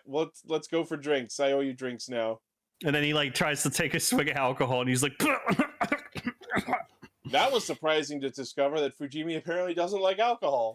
"Well, no, because the guy lives off fucking energy drinks. That's all he does. That's all he drinks." You know, that probably would taste like poison after drinking just those. I've never had an energy drink, so I wouldn't know. No, But energy drinks. then we have what might be my favorite Fujimi moment of the whole fucking show. So as they're sitting around realizing that life goes on, Odaka is like, "Oh, I need to disappear because I'm a criminal because of all the things I've done." And then Fujimi slides over like a recording device and is basically trying to posit to him that they will cover up what he did by saying that he was working undercover when he was helping the Nightmares as a sting operation for the paranormal division. See, for a second, I thought that the twist was, oh, that's what he was doing. But as you told me, No, this is Fujimi going, "All right, you did some fucked up shit, and that's bad, but you also saved a lot of lives and helped us do what we're trying to do. So I'm going to do you this. We're going to pretend that you were undercover so that you don't become a criminal. Goat. Absolutely fucking goated move from Fujimi. Mad respect to that man. Mm-hmm. That's really cool of him. Yeah. So then, Catastrophe finds Baku and gives him this whole spiel about how, oh, I came from you. I only spawned because you, even from birth, had an instinctual want for power. So he offers to fuse with him, but Baku, I don't even think Baku audibly responds before Catastrophe just jumps into him. Yeah. They Steven Universe fusion danced. Yeah. Yeah, and I guess by way of he knocks him unconscious. That's why he's in the 7 persona. Catastrophe uses his powers to just knock him unconscious. And for some reason when he did that, I guess I'm gonna chalk this up to Catastrophe just having the powers of ruin and destruction. But when he knocks Odaka and Baku into the dream, apparently the Nox driver was disabled in some capacity. That was interesting. I was just honestly impressed that when not Odaka destroyed Code's technology, if we're accepting that he has done so, that did not disable the drivers they were, because they are Code technology. But the Zeztz driver, I'm willing to let that one slide fully because they built it in the Zeztz pit, so it could have been done fully independently of Code's systems and power sources and whatever the fuck. And I guess the Nox driver was made by the lady. So I guess there is my answer on those. Just thinking out loud about all that. So yes, so we get Baku versus Catastrophe. And I love that Baku is continuing to take the Nestea plunge when he uses this form. Yeah, I kept seeing that. I was like, what the fuck's going on? So then we get a very, very interesting fight of Zeztz Extreme versus Catastrophe Nightmare. And Zeztz remembers that his final form's ability is to undo taking damage and reset the boss fight. Basically pulling an Undertale where he keeps reloading his save file every time he takes damage because he's trying to no-hit the fight. Lane, you know what this reminded me of?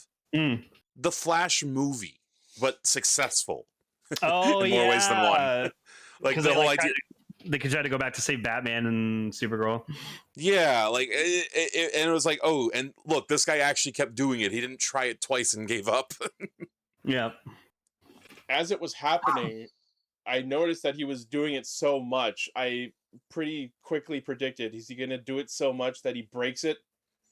And of course, indeed, we don't know the true extent of the results, but what we saw was he eventually reset the fight so many times that the sky of the area above where they were fighting broke and just turned pitch black.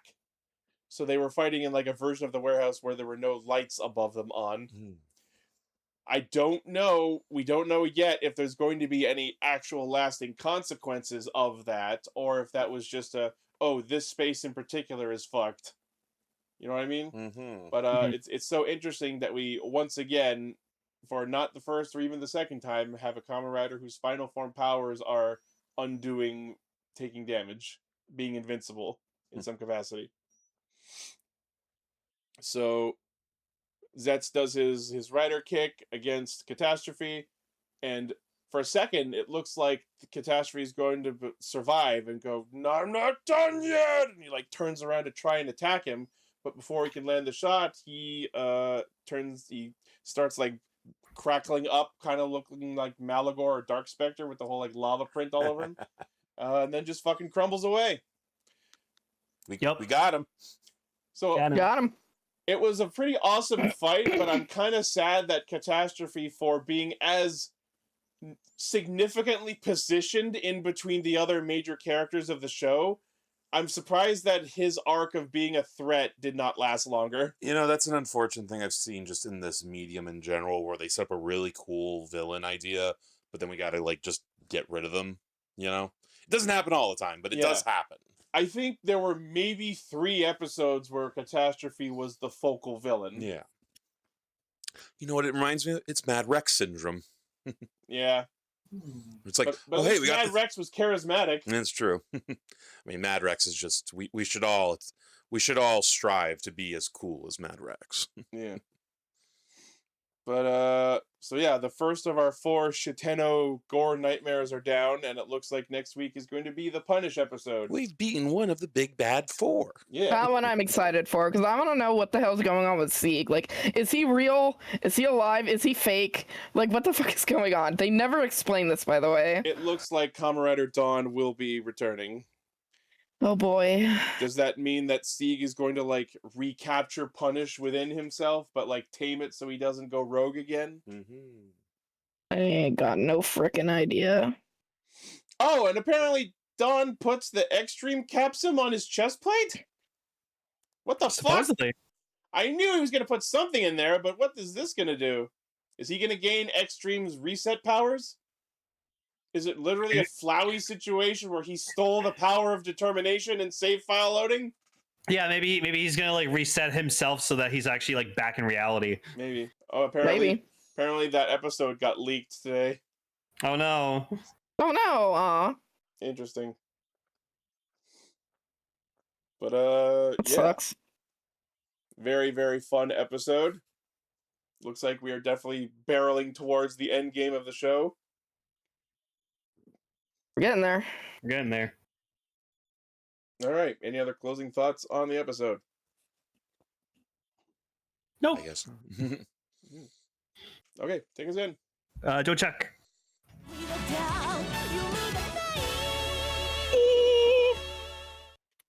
Well, this felt like a climactic ending of a series. I literally This thought, I was like, is this episode the end? was awesome! I can see why the show's ending at 23 episodes because they probably blew the rest of their fucking budget on this episode. Right? The next 2 That's episodes so are just them like true, hanging out at a though. bar. Like, Oh yeah, no, Yeah.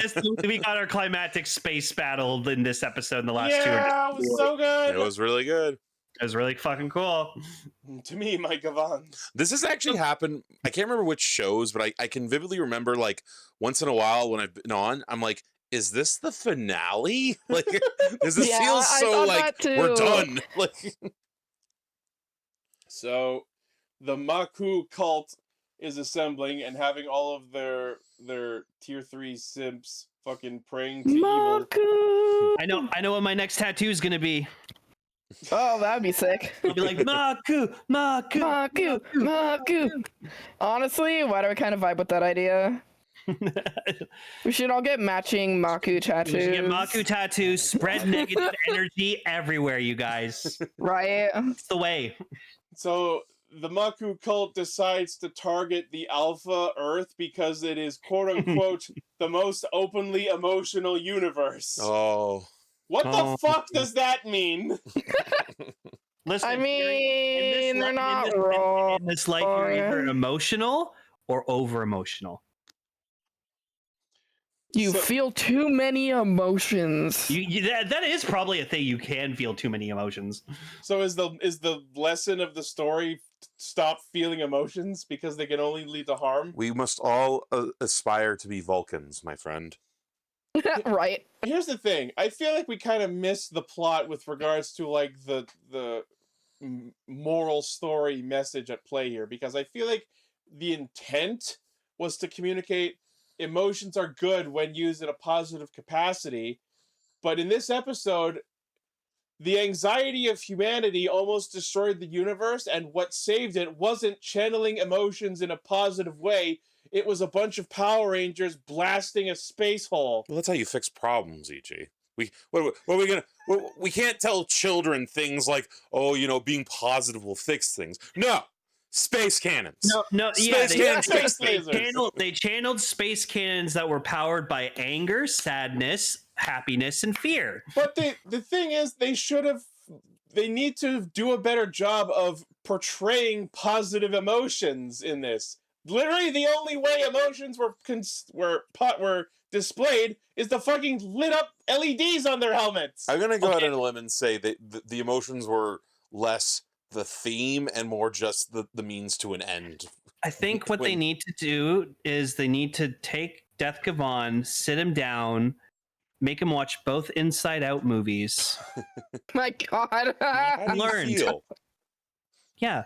What's in your head? Why wasn't the second one called Outside In? What? I did. Because it was about the girl as a teenager, and they new emotions came in, they took over the other emotions.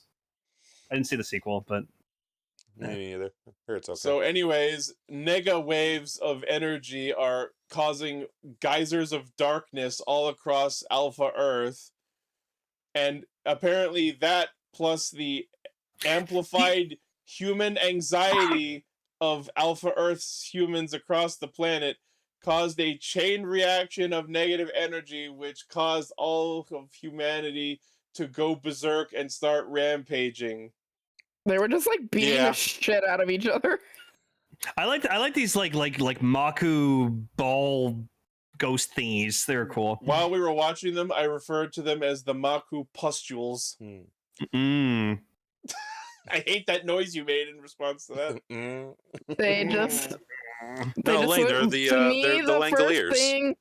The first thing that Oh my came to God. my mind when I saw the Maku's faces, like the mini ones, all I could think of was like the word milk ball for some reason. Milku.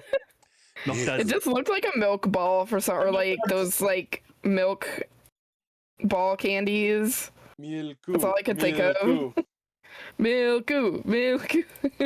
That's literally all I could think of. I was like, they're angry balls of milk. So Infinity shows up, walks up to the fucking geysers of darkness and just starts blasting faces, but more keep appearing. I was like, can we talk about the way that Gavan, Reiji, he runs over there and he's just like beating the shit out of civilians as he does so. Yeah, it's so funny. That was really Like, funny. sure, they're going berserk, but he is in fact just beating while Yeah, he was transformed, beating the shit out of normal humans. Take that. Take that, humanity. Just breaks their spine with a cross kick. Oh God. So as that Did you happens, listen? Infinity is about to be overwhelmed, but then who comes in to tank a hit and help save the day? Fucking Wani Pat. Yeah. Yay. Yay. I was so happy to see them actually fighting. It was that was like a very good highlight of this episode for me. Yeah. We still have to resolve the whole Patron becoming Gavan thing, but it's nice to see them still Yeah. involved. And Got like, two episodes. and again, this speaks to like, okay, because that feels like a finale thing. Let's put the comic relief in there and have them do something. Yeah. You know, like yeah, something right. that Isn't actually that? Yeah, I thought that was weird. it felt honestly like, you know, what you saw like Bulk and Skull was- do, Countdown to Destruction style. Power Rangers, Bulk and Skull. I am the Red Ranger. Them? I also liked, I don't know if I can't remember if we've seen it before, but I like that we got a shot of Reiji's face inside the helmet with all the like UI elements of Oh his yeah, suit, that was cool. I've also seen Iron Man. right? That's all I've that also is. Yeah. So an Iman shows up and is about to attack a child, but then someone else shows up to help, and in slices Raya. Yeah, it was pretty cool, actually. And then in blasts Luminous and Bushido to finish off the Imans and help save the day. Not the finale. This is not the finale, but we finally, for the first time, have all four Gavans on screen together. Four. Episode 21. We did it. It was- These are the it was main really- ones. Yeah. Yeah, and it was really cute that like he says like, oh, for once like we came to help you, and I'm like, aw. I know, that was cute. I was like, aw. They do all look great Also- together too. Can we just talk about Gavant? We'll get to Yep. that. We'll get to that. Yep. I know, I So, was so excited. so yeah, they all show up, and of course, Patron, who has had very little knowledge about the whole multiverse thing, is just like, it's a Gavan Matsuri! I'm seeing double! 4 Gavans! So many emotions. We got a very, very cool Team Hisatsu emotional burst shot. Oh yeah, their heads all light up. That was Yeah. cool. Although I'm sad that we had a perfect opportunity to have a 4-man team stock Jouchaku henshin this episode, and we did not get it. Mm. Which means the clip that I edited is the only one that exists so far. Please don't take it down. Yeah. So apparently, while this whole fight was happening, my thought was, guys, should we maybe not be looking for the source? If this is happening all over the planet, should we maybe not be looking for the source of where all these energy bursts came from instead of dealing with one specific symptom instance of it that happened to be the one nearest to you? Ichi, everything happens in Japan, though. You're right. So, you know. But apparently, by blasting this one geyser of darkness, that just like solves all of them and they're all gone all across the planet. Lame butter, dude. But while that's happening, we also get to see the other Gavan. Okay, here's the thing. We do get to see the other Gavans. We see Amaise, Diagram, and Amigo helping out. So let's react to each of those individually. We got to see Gavant again! Yay! Gavan! Hey, He's the Gavan. greatest. My favorite Gavan in the show. So yeah, Cool. Raya apparently, through Hatsune's experiments with Reiji's blood, apparently came up with a way to have all the Gavans cross the universes. They don't say that it's because of Reiji's blood, but that's pretty much the assumption. And I love that Date gets excited because he's like, oh, previously we've known that he has been unable to go to other universes. But Raya's like, sorry, Date, we don't have a solution for you yet. Working on it. Idiot. So then we also get to see other Gavans doing their thing, and we get to see Diagram, which I was very happy about. Yep. And then we have, I guess, the television series debut of Gavan Amigo. Now, I haven't seen the supplementary episodes or whatever that he's in, so I have no, or they're in. She? I don't know. She. It's right. I remember someone mentioned Amigo was a she. So I don't know what Amigo's deal is, but it was very fun to see them in the episode. And then as we cut into the fucking Maku space big fleet battle, a bunch more Gavans show up that we've never seen before. I was going to ask Yeah, you, like, well, what yeah. else? So there's a bronze version of Luminous, a purple version of Infinity, a green version of Bushido, a pink version of Amigo, a like navy version of Raya. Is that like maybe black? It's hard to tell. Between black and blue, yeah. Some people are saying it's blue, but that's very, very dark blue if that's blue. Mm-hmm. Mm. And it does lead to this, like, they're posting it in the chat a lot. It is a great shot seeing them all in profile. Yeah, so this is the shot that was prophesized in Carell's vision in episode 1, but there were way less Gavans involved. And I guess because Reiji's just such a nice, friendly guy, that's why more Gavans came to help. So we have the upgraded version of the new Gavan Sentai. Yeah, like, what's his name? The guy saying it here. Because what he said is our reaction. A whole line of Gavans. Consider me amazed. Yeah, that's Bikuringer, who is a train robot from a dimension of space trains. It was a The- legit. The reason he says that is because his emotion is like surprise, Oh, okay. amazement, It was a legit awesome moment. right? Like seeing them all together, they're all like fucking shit up. This It's was great. literally an Avengers on your left moment. It really was. The Gavangers. And we get a very probably Star Wars inspired dogfight. Oh, the fucking Oh, dogfight in space against the Maku fleet was so cool. It was good. It was good. Fucking cool. That's the shit I wanted. I liked how the ships all did their own thing. Like the drill one was like side hitting shit. and Like, and we got more confirmation that yes, they each have their own Gavarians. We've barely seen any of them that weren't Reiji's. ants should have been a giant ant in space. And then, That would have been so funny. and then they're trying to get authorization, and one of them's being a fucking asshat about it. So yeah, apparently Himuro, who is the assistant guy working under Warren, the one played by Kenji Matsuda, apparently he's been a double agent and was working for the Azazel cult all along. But he apparently was one of the 5 people they had to get authorization from to approve the assault formation. This one, And I guess he's just been approving it every time until now, when it was convenient to reveal his treachery. his treachery. Yeah.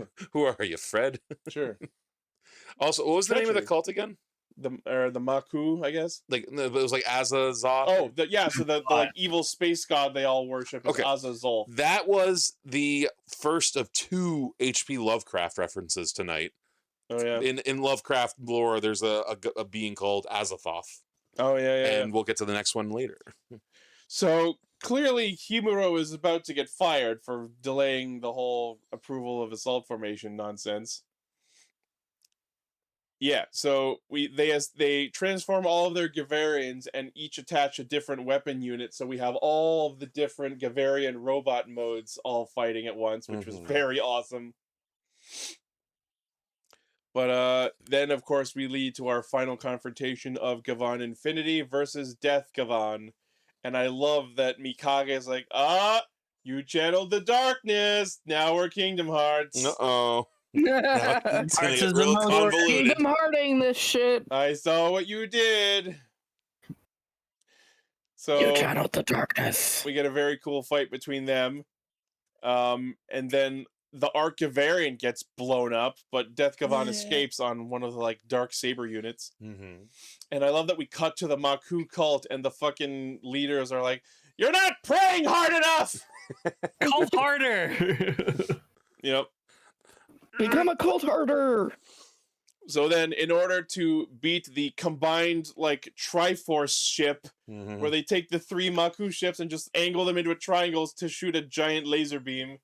So the Gavan's answer to that is to line up all of their ships in a row. If I may for a second, in Sentai, when robots combine, they tend to go up, like vertical, right? These guys said, no, we're going to be different. We're going to go long. Long ways. I was kind of hoping that there was going to be an actual combination where they like all, fuse together, but of course this isn't Sentai, and I don't get that. No, So they take they make the Bart Simpson testing form. Testing. So all the ships line up behind each other and each fire their guns into the one in front of them, which then, like, is also the Bart Simpson moment. But what I also was thinking of was fucking Kamen Rider Decade's, like, final attack gun blast, where he shoots the first card and then the blast gets bigger as it goes through each card. But yeah, it's just a testing, pff, and they have a fucking Dragon Ball beam struggle. I didn't know that's how guns work. That's what I'm going to do with guns from now on. Right? Get a bunch of pistols, tape them to each other, and then fire the first one, and then it'll exponentially increase the fourth. That's Fire what the Toku guns. taught me. And Toku never lies. Never. Especially about things like physics and science. And the power of emotions. Mm-hmm. It's a bad thing, and you should stop feeling emotions. That's the lesson. Fascinating. Yeah. So the ships get blown away, and like the other Maku cult people are still alive, but everyone's like, "Hooray, we did it! Case closed." I guess we don't have to follow up with any of this. Wait. Did we talk about how that one asshat wouldn't like press the button? Yeah. Oh, okay, my bad. I thought we missed that. Yeah, I loved Wani Pod like came in. They're just like, okay, let's take his finger in. Yeah, Wani Pot, for the second time this episode, saved the day by going in, beating the shit out of him, and pressing his thumb up to approve the transformation. I love we've turned around about them. Where like at the beginning we were like, oh, these guys are fucking assholes, and now we're just like, yeah, Wani Pod. Asshole! I don't know this actor's name, but I just imagine them saying, "Okay, when you do this, be the most smarmy asshole you can possibly be." So when he doesn't press the button, he just picks up his tea and sips his tea evilly. Pinky fucking out. Yep. Like this guy. You want authorization? You ain't getting it. Authorize these nuts. Yeah. Indeed. Yeah. So then we cut to Karel talking to the Supreme Commander, voiced by Momotaro, who apparently has decided that the Gavan system has been discontinued. At least in Alpha Earth. I don't know if this authority spreads to the other ones. But Like he is that, also the same guy who is the multi-dimensional god, so who the fuck knows? Like that's gonna fucking stop them. Again, if this was the finale, you could almost play it up like you see this sometimes in Sentai and Power Rangers, like Gar and bait for the next season. Well, not like in Wild Force, like our job is done. There's no more need for this anymore. I am taking the Wild Zords with me back up to the Animarium. And I'm also going to take your jackets. Yeah, give me those fucking jackets. They were rentals. You asshole. that might be what's going on, because the only other thing I can think of for the Supreme Commander multi-dimensional universe space god is that maybe he's angry that Kiki got her luminous powers back, I don't know. I mean, or maybe it's like, oh, all you Gavan shouldn't have converged on one universe. well, here I am thinking, well, it's like, all right, job's done. Job's done. You guys all go back to being regular space cops, I guess.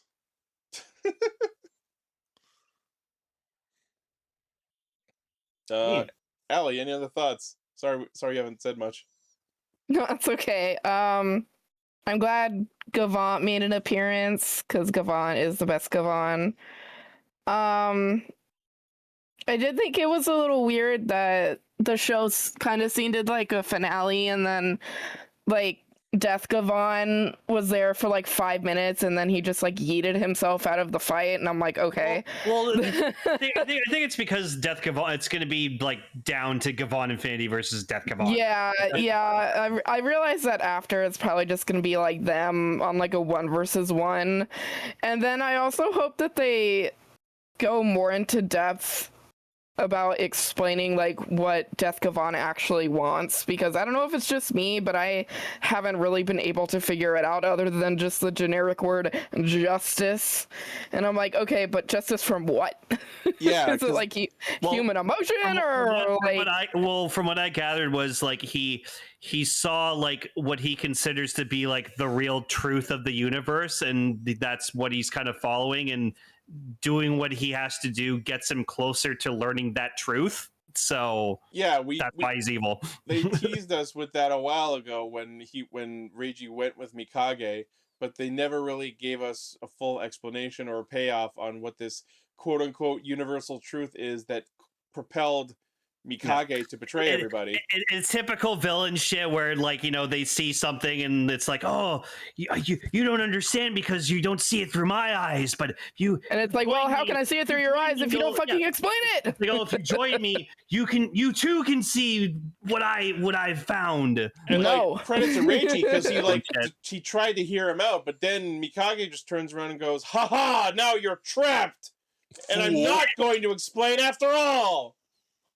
Cool. Fuck you then. And then there was this giant like universe shattering explosion, and then it was never explained and brought up again, and pissed Ichi off a lot. But at least we mentioned it last episode, and now I guess maybe this is what that was ramping up to. But then why was it in space when all of the like geysers of darkness were only on Earth? Because explosions in space are cool, Ichi. That's why.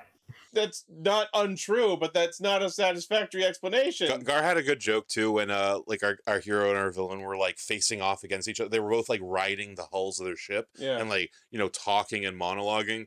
And Gar, you had a really good joke about. Do you want us to say it? Yeah. I was like, Ichi, rewind it for like 5 seconds. Oh, yeah. All right, unmute it. Or okay, mute the episode. And he's like, you mean pause? I'm like, no, mute it. So he mutes it. I'm like, okay, hit play. It's just going on and it's silent. I'm like, fight scene happening with the audio muted. Yeah, it's like that's how it would realistically be, because there's nothing you can't scientifically there is no sound in space. It was a futuristic prehistoric showdown, but it was quiet because in space there is no sound. That's why people would like bitch. It's like, oh, you couldn't hear anything in Star Wars because it's like in space, and I just respond with "fuck you, I don't care." So now everyone who enjoyed the episode needs to go back and anytime you see a shot of anything happening in space, mute your audio. Yep. For the true watch it right experience. And deny hearing the seismic charges from Attack of the Clones? I don't think so. One of the coolest sounds I've ever heard. Now I want to watch New Hope with it. Just hear the Death Star explode, you just don't hear anything. Because of Ataro in the Discord, the name of this episode will be "In Space, No One Can Hear You, Jouchaku." That's why I like the J.J. Abrams Star Trek movies, because they were very accurate with space. Accurate. Well, as accurate as they could. More accurate. More accurate. So I guess next episode is going to be, it looks like Reiji's going to have words with Admiral Space God. I don't know. Why are you looking at me? I don't watch the show. Well, you have 2 weeks to catch up on the whole thing. Yeah. I'm He's not postulating. Are we dealing with the remnants of the Maku cult? Oh, Or you they'll love always- binging shit when it's done. Wouldn't You be only have half a year of a show to watch. Ichi, wouldn't it be amazing if like the next episode? So what happened to the cult? Oh, they leapt to their doom. Leap to our doom. They're gone. They're gone. No, they all drank their space lemonade and they all died of poison. Here's the thing. I'm gonna I know I brought it up before, but I'm gonna once again point out. So all those were just normal humans in Maku space. Should not they have like suffocated because they were very clear that you need to be wearing the armor to survive in that space back in like episode 1 or 2? That's the why power of Azathoth. Oh no, yeah, they were all holding the Nega Morgears. Sure. When You know what? you're doing At this point, I'm willing to accept that holding the Emor gears protects you from evil lack of oxygen. And look, I'm making it. I say it as a joke. The whole like in space, like there shouldn't be sound and what. Nothing takes a fucking bat to science more than Toku. Nothing. Nothing. Very You're true. so right. And often that Very bat is a true. transforming weapon. Yes. Fuck Turns into a gun. science. Well, In I know what specific. we need. I know what we need to do now. Get Neil deGrasse Tyson to write a science fiction tokusatsu Oh show. my god. Oh my Watch gosh. it. Neil deGrasse Tyson watching like a Sentai. Any space Toku. Oh my god. That would be a good video series. I want because I won't make the guy watch a Japanese show. We got to get him to watch like Power Rangers in space. Oh, That'd be fuck, there you so funny. Well, first off, you wouldn't be able to be flying around on that galaxy glider because there's no propulsion How was up he in hanging at space. 10? and then I saw Kamen Rider Ichigo on his bike and he went Nyum. Are those the fucking Ninja Turtles? I love out of everything I that love Neil the Ninja Turtles. I love that everything that Neil deGrasse Tyson's ever done in his entire life, and the one thing that he's heavily memed on the most is just when he was making a noise that just went Nyum. He just made a plate noise. I like That's what he's most mean for. sidebar here. I love how upset he gets about Pluto. It's hilarious. What's his stance on Pluto? It's not a planet. It's not a Oh. planet. He's the It's one not that a planet. He's the one that But made I it. grew up on And like Bill Nye, the science guy, like backed him up on it too, and it's like Bill Nye, no. But Sailor Pluto. Here's some real science for you. This is why it's not a planet. It's mostly ice. Sure. And the only reason it's not Other planets that are mostly evaporating, gas. well, that's part of it, but it's not big enough. If it was closer to the sun, it would start evaporating and it would form a tail and it would become a comet. And as Neil deGrasse Tyson says, which planets have no business having tails. Could you imagine? It would be that's what we have Toku for. And you know what? I'm gonna That's go how out right space now. furries were born. I'm gonna go out right now, and I'm gonna make a giant tail for Earth. Oh, That's adorable. That's right. We're gonna turn the Earth into a furry.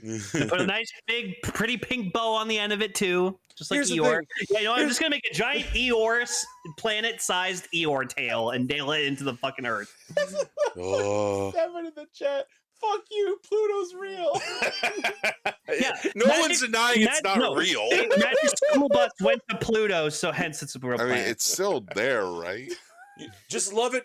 You know what? Love it for what it is. Arnold took off his helmet on Pluto, and his head turned into ice, and he survived. Seven edited it to "fuck you, Pluto is a real planet," but for a second it definitely said "fuck you, Pluto is real." Actually, Pluto's Mickey Mouse's dog. So- Oh, you're right. It's a dwarf planet. It's close enough. It's a member of the Disney Megazord. I don't think it's a dwarf planet. I think it's a regular planet like I every think other. it's a gnome planet. It's smaller than moons, Lane. No, So am I. come on, guys. Little planet.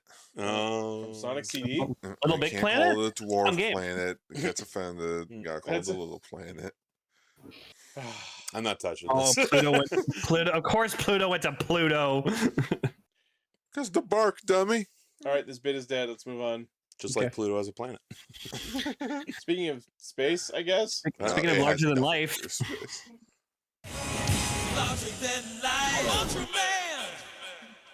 Nice. So, as one might expect, the only thing most of us remembered about this show before we rewatched it was the theme song, which is just as solid of a banger as it was back in the 2000s. It's got that Foxbox power.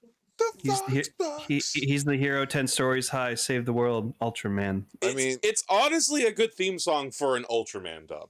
You're like, no, like But I like the love- lyrics. Like, and I love that the narrator, like in the middle of the theme song, like hypes like you, the viewer, the little Yeah! kid watching, That like you felt are a member of so- Guts. That felt so out of place. Like what? Like it felt like they're trying to do this. Like, all right, kids, go. Like you guys are the ones who said this while we're watching. It's like, all right, kids, give Goku Hold your on. energy for the No, spirit no, bomb. no. As a kid, you're hyped as shit for it when you hear that. But then I'm like right now, I'm a 37-year-old man. I'm sitting here and I'm hearing him say that during the AKA intro, not the target audience.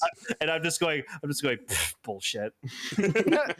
Ultraman doesn't need my help. honest to God, larger than life is a great tagline for Ultraman. I think that's a really good tagline. I for also him. just like super's just not enough. I was like, about to say that. I'm like, is that a dig at Superman? yeah. yeah. I Which mean, is funny Earth because 3 it's because it's still so funny because there's an alternate version of Superman called Ultraman. Yeah. Yeah, Earth 3. So, Okay, so before we get too far ahead of it, let's talk about what the fuck it is that we watched and why we're watching it. Gar. alrighty. So, Ugh. like I said, I think I said at the end of last week's episode, there were a lot of contenders for what we could have talked about for the 60th anniversary. Anything Could have else? talked about Shin Ultraman. Yep. Could have talked about another Ultraman show. Could have talked Yep. about any other co-productions that involved Americans. But no. I went with Ultraman Tiga's Fox dub. Why? Because I'll tell you why. You hate us. No. In fact, I loved you guys. In fact, I missed you guys so much. Anyways, You too, bud. so the original Ultraman show is getting a 4K release. And in the description, it said the English dub was going to be there. Now, there was an English dub back in the 60s, and they've teased, like, oh, here are a few episodes, English dub on YouTube now to celebrate the 60th anniversary. But we found out they redubbed the show. A lot of people were not happy because when you take 2026, 2025, like clean, crisp audio and put it with 1960s video quality, like footage, it just does, it looks uncanny. This doesn't look right. In which a lot of Ultraman shows nowadays are being simulcast, like Blazar, Arc, Omega's in a weird, awkward position of that. Ultraman Zeztz got a dub. The newest show, Ultraman Teo, he has a dub. You get a dub. So like, Everyone look under your chairs. and which, English dubbing has definitely changed within the last 24 years since this show's came out. So to properly explain it, 4Kids acquired the rights to Ultraman Tiga because this was like 2002, I believe, early 2001, 2002. They acquired the rights mainly because they realized, hey, we could basically be making Power Rangers money. We'll make our own Power Rangers. We'll make our own Power Rangers, but we'll do it the cheap way and not hire American actors. Yeah, instead of adapting it, let's just dub it. Which we already do that with anime. Why not with Japanese? Which, live by action? the way, I don't think that's inherently a bad idea. We're just gonna dub the thing. It's a smart idea it's in just- concept. yeah, it's a. But here's the biggest problem, which you guys definitely noticed that the writing staff apparently did not like working on this show because they couldn't get along. Mm. They weren't sure what the tone of the show was going to be. Are we going to take it not as seriously as the original source footage, but like, are we going to take Definitely it seriously, or are we going to make it a comedy? And then they just said, why not both? Oh, watching these episodes, my first impression was this show written by a bunch of hackneyed D-tier stand-up comedians? Yes. Because Jesus Christ, there were so many out of nowhere jokes in this. It looks like my yoga instructor. looks like my Sees the mother. kaiju. Like, Looks like my mother-in-law. no, Said that and twice.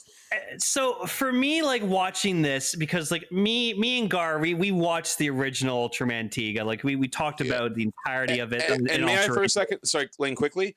Tiga is one of the big ones, right? Ultraman Tiga was the first of the Heisei era of Ultraman, or as it's now known for them, the first of the high concept series of It was also Ultraman. the 30th anniversary of Ultraman. Yeah, it was Like- it was the 30th anniversary. It's a beloved one. Everyone Yeah. loves it, Oh, yeah. and it's sort of cursed because of the main actor.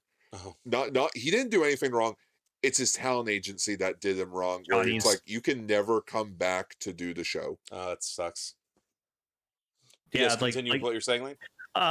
Yeah, so like me and Gar rewatched the original Tiga, so like obviously I know this was like made for kids and hence for kids, but like it just watching it, and it's probably just because like I'm late 30s now and I'm an old man and I'm just sitting here just watching it, and I'm like it kind of turns it into a bit of a joke, like a little bit.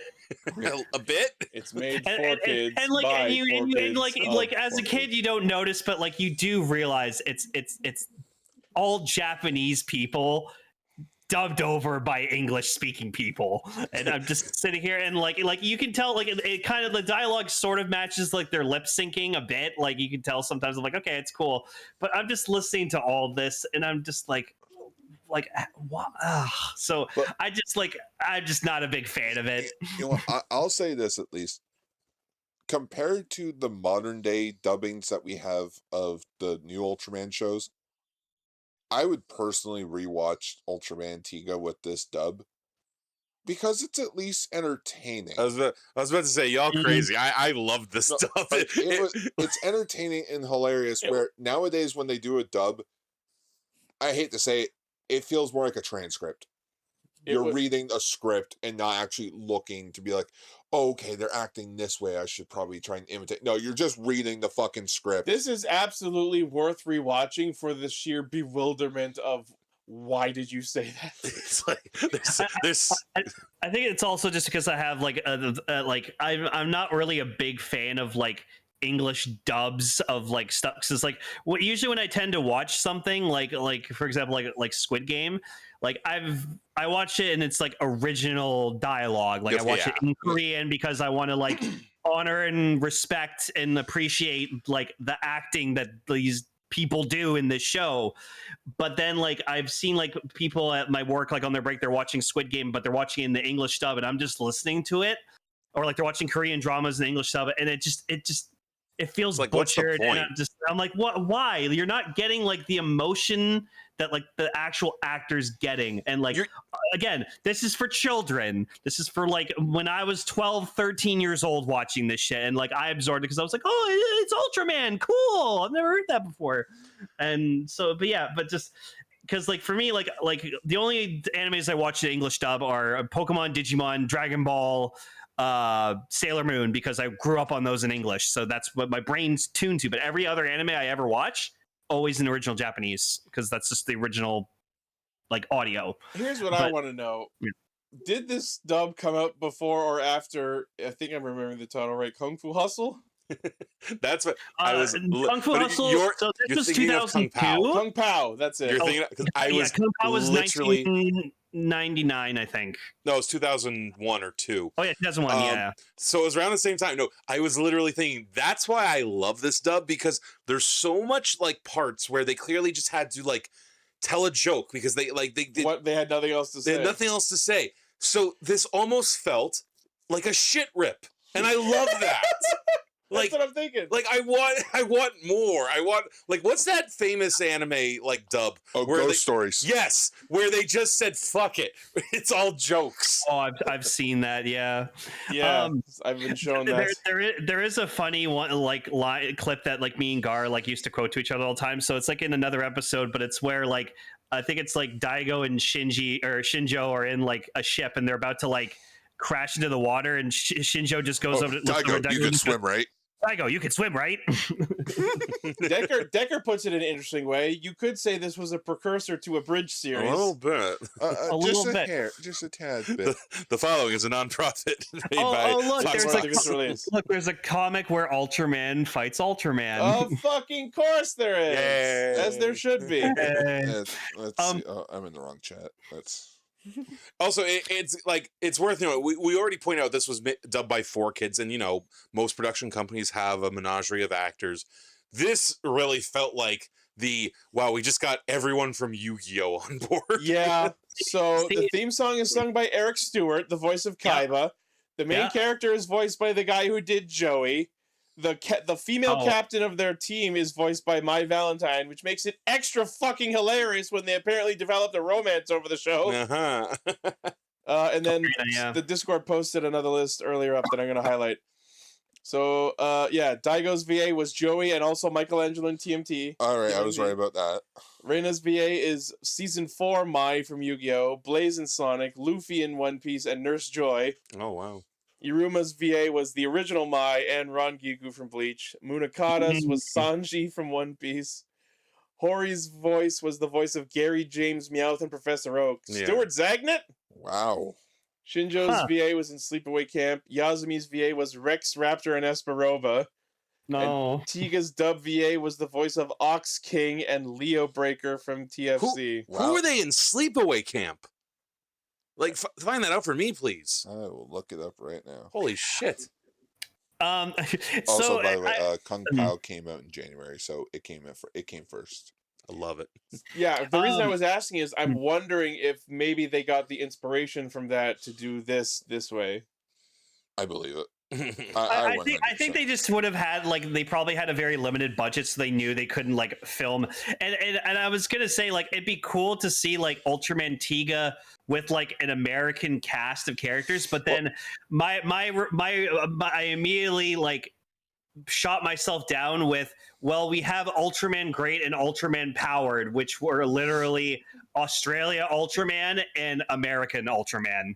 So The most rational explanation that I can attempt to come up with for why the Tiga dub fills in actual dialogue in between actual dialogue with these just nonsensical out of nowhere jokes is if you've watched any anime, any Japanese media of any sort as a Westerner, you will notice that when Japanese people are speaking to each other, a lot of times they tend to repeat things back to the person who just said something to them. Repeat something. Repeat something. something back to them.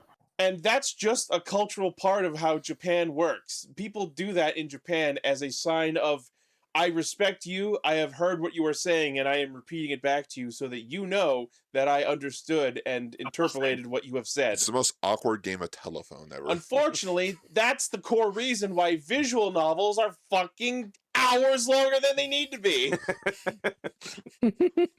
That's why Danganronpa repeats every fucking line of dialogue 5 times. Also, Oh my whoever- god. So, Lane, you agree with me. Yazumi's voice actor just does not work, right? Oh, I didn't know if that was a guy or a girl voicing him. Like, whoever it was, it's like, it's as if the casting director went, all right, this guy's balls did not drop. So Oh, I feel like the jokes and nonsensical random comments in this dub are a result of we translated what's actually being said that makes any fucking difference, and there were all these holes left in the dialogue that we had to fill. I think that's literally what happened. Right? And like, what was funny to me, like, we're going all over the place with this, but that's fine. It was funny to me that the jokes were said with like airplane level straightness. like they never like going ha ha. Like they said it like this, where like the commander, whatever, she's like, call me a cab. You're a cab. you know what? This I will admit, coming down to, like, I could have just stayed home and we could have done this over Discord. It was worth the trip just to see Cell and Ichi's reaction to some of these lines, because we had to keep pausing So I could laugh. just to laugh at just the ridiculousness of these jokes. Oh man. Also, I looked it up, the voice, because I noticed like one of the voice actors was in Sleepaway Camp, Yeah. who also has done a lot of other 4Kids stuff. And guess what character his name is in Sleepaway Camp? Paul. I fucking love Sleepaway Camp. Too bad Paul's not here. Yeah. Oh, this would be Paul's jam, man. So anyway, let's actually talk about what happened in these fucking episodes. So we talked about episodes 1, 3, and then the unaired finale. Would you like to briefly mention why you chose those episodes? So the first episode makes sense. You know, it's the start of the show. Episode 3, It has one of my favorite aliens from the show, the Keloids, in which I'll get into it. We'll get into that. We'll get into. I'll get into why episode 52 after that. So yeah, the show started in September of 2002 on 4Kids, or I think Foxbox. yeah, it was on the. I remember Foxbox. that block. I lived Foxbox while that was active. Yeah. Yeah, So, me too. Different episode titles as well. I actually looked it up. This one's called The Prophecy. The Prophecy. Yes. So you got, it's the year, 2049 they said or something. Yeah, they decided to give it a far off year of like in the future. It's like, when did Tiga actually take place? Except it still looks like normal modern society. Yeah. No, wasn't Tiga like 2007? Yeah, Tiga was like 2007. No, it was like 2000. Because Dinah was 2014. I'm pretty sure. Yeah. Yeah. Dinah takes place in the future, which I'll get into that as well as we keep going. Oh, so I just want to say one more thing. I was surprised with one thing that they did in Tiga, which I didn't expect them to do at all. So I figured like they would just have like, okay, they're just going to use like Tiga's like original stock transformation sequence where he just like, rises up and you see him like jump, like flying towards the screen with his fist up in the air.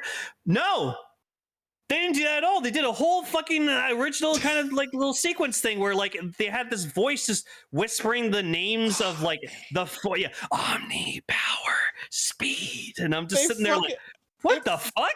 As an enjoyer of stock henshins, I was fucking like jaw open, flabbergasted that they came up with this original quote unquote stock henshin with just like fucking like slamming fucking rock music over it when it absolutely does not tonally match the rest of the show at all.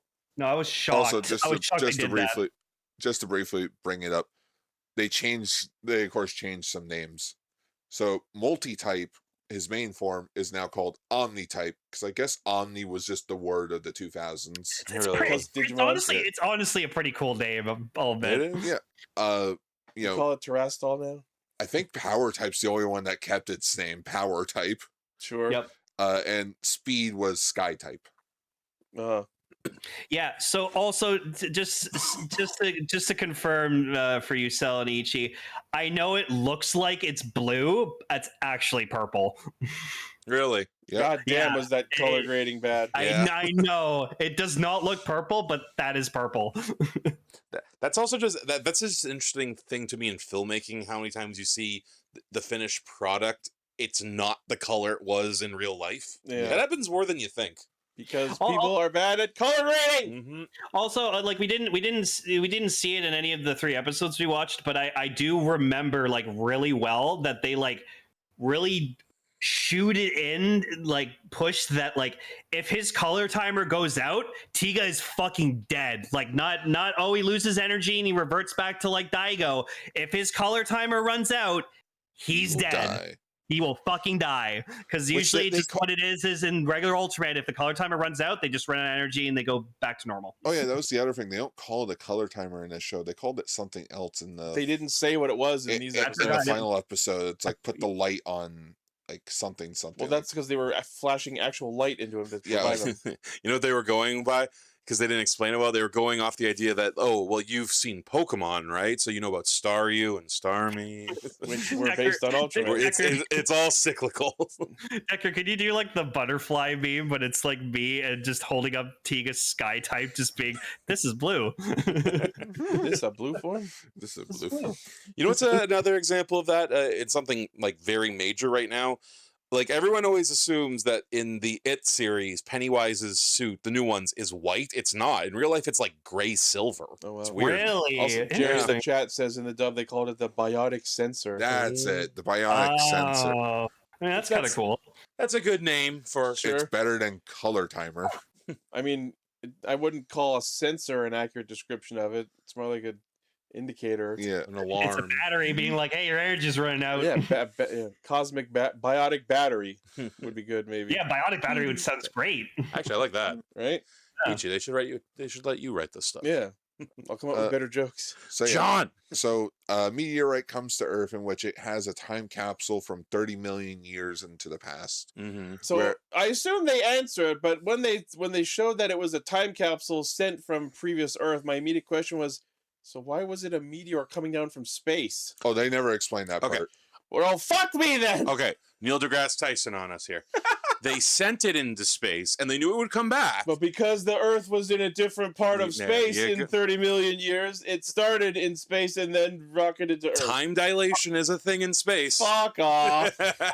Oh, there's a Tiga Beyblade, and it's in his colors. That's Of course awesome. there is. Oh yeah, that just got announced like yesterday. Oh, Unironically, I could see that being a thought process of like, okay, we're gonna send this thing out into No one space. on this writing staff thought of that. I don't know, because Ultraman, like, it goes into shit like that, doesn't Yeah, it? yeah, it's the whole thing about If like, they did, they would have said so. well, They should have said so. Yeah, they should have, but it was the whole thing of like, Kids won't know what the Well- fuck that means. well, the whole thing with Tiga is one of the more famous phrases of Tiga is he came from the past to save our future. Okay. Okay. Because Tiga, He so came Tiga, from the past to Tiga kick is, kaiju ass. yeah, Tiga is I love not it. like a whole lot of other ultras. Oh, the Beyblade can change modes? That's hilarious. Oh, it can type change groovy. Oh, it can be powered in Sky type. It's That's like awesome. Dronzer, Yeah. So which is also blue and red. Well, mostly blue. yeah, Tiga's different from other ultras because, well, biggest thing, he's not from where Ultraman come from. He's not from the land of light. He's like an ancient warrior. It's from an ancient Tiga civilization. Yeah. Tiga technically was evil. Oh. Yeah, that was revealed later and like another thing. There- I will there's- get to in a moment. But let's just focus on the episodes for now. Yeah. So Golza and Melba wake up. Two new kaijus. They're going to go destroy the pyramid. Looks like my mother-in-law. And it's so funny that we have the Yu-Gi-Oh voice actors here because Tiga is literally housed in a pyramid of light. Yeah, that was funny. Yeah. A lot of voice actors for this Sword and Pyramid of Light. and yes, you noticed that there were 3 statues. So I think if Garb told me correctly, Gar like, told us about this. yeah, that they were like concepts of like what Tiga was supposed to look like. And Yeah. so, I love that idea. Like this idea of like you must pick the right one, or Choose your starter Ultraman. and the ones you use are the one you're gonna use, and the concept arts. That's a great idea. That's a actually pretty smart way to use those forms. And again, it took 30 years, but we finally got toys. yeah, these we're things. getting vinyls of the statues, and I kind of want them. Oh, I hate the head on the right one. You know, It looks like a merman. Lane, you know what you do?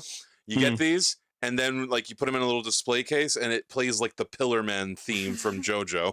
Yeah. I think the manga that they did of Tiga tried to expand on these two more. Still didn't give them names, but they at least tried to do something. And with them. let's be real, the one they went with is the better design. of Yes, them. yeah, like Oh yeah, Oh yeah. which cooler instance- heads prevailed. Actually, for those that don't know, Tiga is the Malaysian word for 3. Oh, That's why he Ah, has three three forms. forms. Yeah, That's the fun. first ultra to actually have like a change, the ability Form to, like, change? yeah, they call it type change. Also, what's really funny is you may So have it is noticed that, like, terrestrializing. you may have noticed that Daigo in the dub of this, he was like very like, oh, I want to do this, I want to help and stuff like that. And then, but in the original show, he like becomes Tiga one time, and then the next episode, he's like, yeah, fuck this. Yeah, he's like, I don't want to do this. Well, too bad. That's funny. Yeah, too bad you're the protagonist. So anyway, we meet our military organization of the show, Global Unlimited Task Squad, or GUTS. guts! I love And it. Pretty badass name. I don't like the name. It's I too love it. generic. It doesn't tell you what they're doing. And then All right, how about, in all right, how about Ultraman, Super Guts? yeah, in Ultraman Dynamo That gets fixed Super it. Guts. All right, how about Neo Gut Select? What are they, Shocker? This is legit what they did in the franchise. Neo Gut Select sounds like a butcher. company. Forget everything you know about this show. Look at the name Global Unlimited Task Squad and tell me what the fuck they do. They do unlimited tasks for the globe. What are they, For the Task Globe. Rabbit? Well, to be fair, they're not the main organization. They're a sub-organization in a bigger organization. Yeah, they're Like they're like the Japanese, and they're the Japanese branch, and their base is a giant pyramid on the ocean. We'll get to that, but until the fucking kaiju start showing up and attacking, what the fuck was this organization supposed to be doing? They fight monsters. Ichi had So monsters were just a pre-existing thing, fully unrelated to this whole show's incidents. The dub forced it of like the monsters are now waking up, where in the original they're just a thing. Guys, crew. you know they like Crew like guys. Crew guys. Ichi, how do you like the one I made up for something? Mars, Monster and Alien Retaliation Squad. That makes Ooh, sense. that's That tells you what they do. It is their base on Mars? I'll explain this at the very end. I actually have something I want to say. So yes, we meet Guts, whose base is just silver pyramidas. It really is. I want to buy a used Pyramidas and repaint it to be silver now. No, I gotta admit, like their base is fucking cool. It's just It a looks giant great. pyramid in the middle of the Why ocean. is it a pyramid? Why not? Why not? Sure. And they- Why not? and they get a There's giant only so many ship later. shapes. And they Well, get a they giant say the ship later. pyramids. Oh, sorry, Lane. Oh, that's okay. I was just saying, like, and they get a giant ship later. They are. I get it's Yeah. because they study and combat ancient civilizations. I think that could be it. Well, Like, the pyramid's I the love- strongest. Shape. I love that, like, That's I don't true. pay attention to Ultraman that much anymore, but then once I start talking about Ultraman, just like the Ultraman part of my brain just like reignites, and I'm like, I remember everything. Yeah, that's basically The me as super well. gut space, What- aka the UFO. this era of Toku is also interesting. Like, this is when they started to like transition to digital filmmaking a little, but they're still using film a lot of the time. Yeah. Like it leads to this interesting look. The- What was airing Kamen Rider and Sentai wise at well, this time? What year was this? There, it was 1996, so there was no Kamen Rider. Yeah. Oh, wow. We had Car Ranger though, which was Power Rangers Turbo, Okay. Yeah, because Ryder took a break, I think it was around 86 with Black RX, 89. 89, Yeah. and then there wasn't a new Ryder show till Kuga in 2000. Maybe that's why this also like this wasn't like on the Western side of things during the great Power Rangers boom of the mid 90s. So it really was that like, what do we got? What can we do that Yeah. looks Like vaguely Power like Rangers? Yu-Gi-Oh's popular as well. Everyone's like, it was the early monster craze because you got Pokemon, you got Digimon, Tamagotchi. I know they're cute creatures, but they're still creatures. Yu-Gi, I already said Yu-Gi-Oh, right? No, Yeah. Yu-Gi-Oh, monster cards. Monkoi Knights, Flint the Time Detective. Yeah. Escaflowne. That's not monster theme, but Escaflowne is one of my favorite anime. Monster Rancher. Monster Rancher! I was transported to a faraway Yeah, planet. so The like, world for monsters. They get like an ace. Now we're in this place. Fucking and love that they show. worked with 4Kids who did Pokemon. So of course you're going to team up with the company that basically made Pokemon a global phenomenon. Sure. What do you mean you fucking butchered it? Whoops. How can this fail? No, it's really funny that like Ultraman Tiga, like especially like this dub specifically, was like my introduction and the only thing I ever knew about Ultraman until Ginga showed up in 2013, and I So- was like, oh yeah, Ultraman. So funniest thing, back when this like I think it was like episode 19 or something, when it first came out on like the Fox box, that was my first experience to Ultraman. I didn't know it was Ultraman though. You know what I thought it was? Superhuman Samurai Cyber Squad. I mean, yeah. you're not wrong. Because I mean, Gridman is just digital Ultraman. and it's like, how did I know about Superhuman Samurai Cyber Squad? Because it was a preview on one of my Adventure of Sonic the Hedgehog VHS tapes. This show aired in 2001, 2002. 2002. I never watched this show. I never watched it. I watched maybe one or two episodes and went, what I the hell is missed it this? entirely. I probably would have liked it if I'd seen I it. mean, like- we found out from one of the ads from, I think it was episode 3, on Ultra Day, come check out Ultraman Tiga, Saturday at 11:30. I mean, let's be real. This show is just to quickly wrap that tangent up. Superhuman Samurai Cyber Squad Gridman is just Ultraman.exe. Yeah, it is. Yeah, Which, He's actually, digital Ultraman. funny enough, the Gamera movies, same special effects work. really. Yeah, who did Well, the 90s. I was Ultraman gonna stuff. say I like the look at like, and this is more to the actual Ultraman like Japanese show Tiga. Like, I like the look of everything. Like the base was cool. I like their Uniforms. I actually like their uniforms a lot. Their tech they were using. I understand you don't like the helmets, Ichi. They are big. The helmets they had on were big and goofy and But just sucked out any I think they're seriousness. like. I mean, that's just Ultraman look. I like the look of Ultra. I'm going to try to get into Ultraman at some point in my life. In general, Hell yeah. that's on my list. Mhm. I have many lists. But yeah, I like the look of everything in this, like to say the least. The gut swings are cool. Mm-hmm. Their ships are cool. I will Ships are say really the cool. vehicles they use that in these episodes, I like the designs of. They even have like little motorized vehicles as well. Like they have their own They little have car. landmasters. Yeah, they got cars. They got submarines. And they got motorbikes. They have dirt Rails. bikes. Yo, Guts dirt bikes. Yeah. Sick. and like let's talk about this for a second. Credit where it's due, because the team it's a nice little team. It's a woman who's leading them. That's Yeah. for 96 in That's pretty- Japan. that's nice. Yeah, That's- Iruma is the leader of the team. yeah. Yeah, and Single Captain mother. Aruma in, Know her in the well. original show, she's like a very, very strong female character. So Awesome. Oh yeah, that's another thing. Unlike the other Ultraman shows, Tiga was like, okay, how do we not lose focus for the audience? Ooh, ooh, ooh. Yes, you. How about we focus on the actual fucking characters of the team? Yeah, it did seem Hire like that man. It did seem like the Guts humans were a lot of the focal yeah, points. me, of these episodes, me, at least. me and Gar were cheering for Hori like a lot during yeah. the shows. Hori we were watching it. Hori actually gets married in the show. It gets less hoary. Based off what I know about Ultraman, which isn't a lot, it does seem that like a big part of the charm is the team who aren't superheroes. Sure. You know? Well, I mean they're heroes, but they're not like, Yeah. like- yeah. Well, at least in the Heisei shows. In Showa, it's basically male 1, male 2, Yeah, male 3. yeah. But that's captain. just those were the times. Yeah.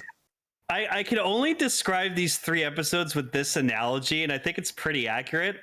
It's like episode 1 is like when you go to you go and rent a game, and you're playing it for the first time, and you start it, and you're like you're into it, you're like, okay, it's cool. Oh, I gotta return it back to the store.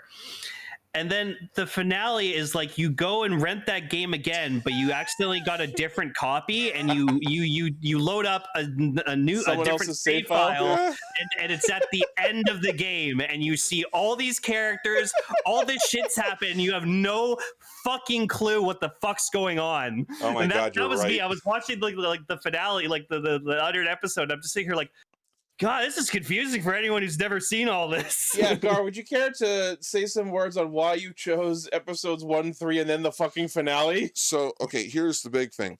Again, I chose episode 3 because I love the Keloids, or as the dub decided to call them, the Kill Aliens. The Kill Aliens might be the dumbest name for That- a monster I've ever that fucking is heard. Possibly the worst choice they could have made. I love it. But The don't, Kill Aliens! but don't worry, guys. Everyone was on vacation. They We'll get to that. Dude. And I'm like, I I don't want to talk actually about. audibly yelled "fuck off" when they said that. So did I! I was So like, did "Fuck I!" off." It's like, gotta remember, this came out in 2002. We are living in a post 9/11 world at that time. that It's I on the can actually parachutes, see we're that being a okay. thing, yeah. But yeah, like go on to what you were saying though. So, I wanted to talk about episodes 3 and 25 because 25 was sort of a sequel episode to the Keloids. And, it also had some imagery that may have had to be cut.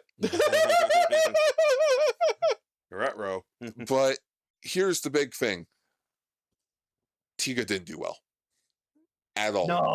Don't say. No. So the first 20, after episode 24, 4 Kids just pulled it. Shit. Wait, so the whole back half of the season didn't air? It didn't air, and for the longest time, we were just like, okay, so they didn't air the entire, or they didn't dub the entire show. According to some forums back in 2002 that are basically lost because this dub is lost media now. No, they dubbed the entire show. In fact, they had big plans for Ultraman and 4 Kids. They were going It was going to be the Power Rangers killer. No. Well, actually, kind of yes. So think of it. Tiga was 96, 97. Dyna came after that.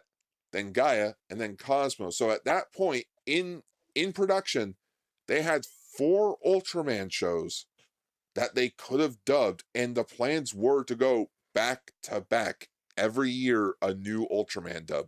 Wow. And Cosmos But had 65 episodes.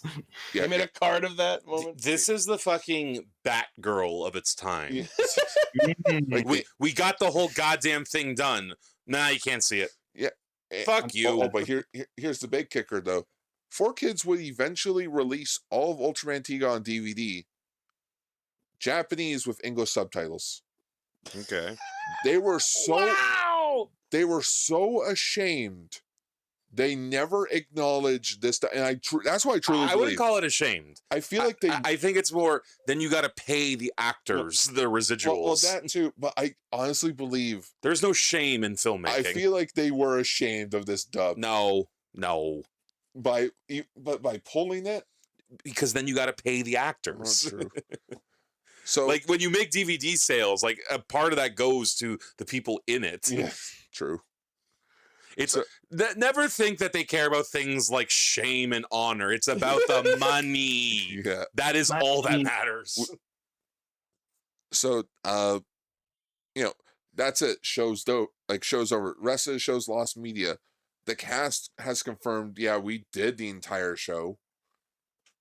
And out of the blue, like I want to say last year, a group called 4Kids Flashback went, "Hey guys, the final episode." We found this tape in our basement. yeah, pretty much. We found the final episode of the Ultraman Tiga dub, which was a 3-parter. So we found part 3 of 3. Oh my god. Which, to be fair, the finale of the Tiga is pretty good. Yeah, I think it was satisfactory. Yeah. Yeah. I mean, we're not really talking about like the plot points here because like what's there to talk about? Like we're talking about the first episode, the third, and the last. Yeah. But Monsters show up. Ultraman fights monsters. People don't know that Ultraman is Daigo. They eventually discover Ultraman is Daigo. Daigo makes romance with Leader. They there's destroy a monsters, guy. everyone goes home. There's a guy who can like talk to people telepathically. But that was one of the things why I wanted to watch the final episode. Because there are key episodes throughout the series that lead up to the finale. And, half of them are in that back half of episodes. So now with the final episode, we kind of have a sort of a tease or like a what if scenario of like, this is what it would have been for the dub. It's always interesting to see unearth previously lost media. oh yeah, it's very interesting and like again, it brings you back in time a little where you're like, oh, To another. And go ahead. But yeah, like just like the whole thing from these episodes, like yeah, like Buddy gets picked to be an Ultraman. when those other statues of the concept arts are being destroyed, I was like, oh, Bulbasaur and Squirtle, no, you've killed them. I guess that makes Tiga Charmander. I mean, yeah, because Charmander's the main. Look, I'm a Bulbasaur boy myself. I'll admit Charmander's the main of the 3. He is the GOAT. Which is a hilarious choice because Charmander is ineffective against the first 2 gyms. Yeah, okay, and I've got a bone to pick right now. Oh god. People say that makes it the hard mode. No, it doesn't. Because it wouldn't be a good game if the hardest bosses were at the beginning. Yeah, that's true. That's my take. I'm not processing the message there. Well, people say, when you play with Charmander, you're playing on hard mode because of the first 2 he's ineffective against. It's like, well, no, you can level him up and he can fucking eat they can eat his shit. Sure, Or you can play the game like a normal person and catch other Pokemon. Well, yeah. My point is, the first gym leaders aren't the hardest ones. That doesn't make it hard mode. Tara's saying that's hard mode for Nuzlocke Cell. I'm gonna go on a fucking hot take here right now. Let's do it. I will admit that Nuzlocks can be entertaining. I've been watching the Game Grumps one recently, and the last week's was a fucking disaster. She showed me. That was amazing. Oh. I don't think anyone who willingly plays a Nuzlocke has the right to complain about it being hard in any capacity because you chose this for yourself. Yeah. I don't fucking have the mindset to willingly make games harder for myself, and anyone who does so is a fucking masochist, and Well. there's something wrong with you. Welcome to me, Ichi. Yeah, no, and that's with me because I'm playing the Black Flag remake right now, and they literally have like difficulty toggles on everything, and there's one where literally it's like, oh, do you want to just be able to breathe underwater the whole time? And I'm like, yes. Well, Going up for air, fuck that. That's a different argument. That falls into easy mode and cheating and such. I'm a normal mode player. I like to play games as they are intended and designed. I usually Nothing do. wrong with that. I usually do, but then I play Force Unleashed on the easiest difficulty because then I just shit on everything as I should. Ichi, this is my Nuzlocke. Whenever I play a Pikmin game, if one Pikmin dies, I restart the day. Is that a Nuzlocke? Holy shit! No, I do that. That's like Damn, that's extreme. I'm gonna beat the entire Pikmin game with one color. I run a monocolor Pikmin game. It's literally impossible. So I'm actually. Is Allie still here? Yeah. Allie, quick question. Hmm. Did you watch the episodes of Tiga? No, I did not. I did not have time before we started, unfortunately. Nice. All right, I was hoping she could still hang out and contribute any reactions. Or Yeah, discussions. I was hoping to hear her reaction as someone who has never seen Ultraman before. Yeah, So I guess I've never watched Ultraman. I've never seen it. I know it exists, but I've never That's seen progress. It's pretty cool. One other thing I want to talk about, because I guess we can start wrapping this up in a bit. Well, Yeah. there's some like specific bits and jokes that I want to like comment on. All right, go for it. So yeah, there were just absolutely out of left field fucking jokes sprinkled throughout this. Yeah, episode. like we were saying, like it felt like they just had to fill the air. Yeah. The fan. So the Oh God! the fucking message from the like civilization 30,000 years ago comes 30 to million each. 30 million whatever. That's a years big ago. difference.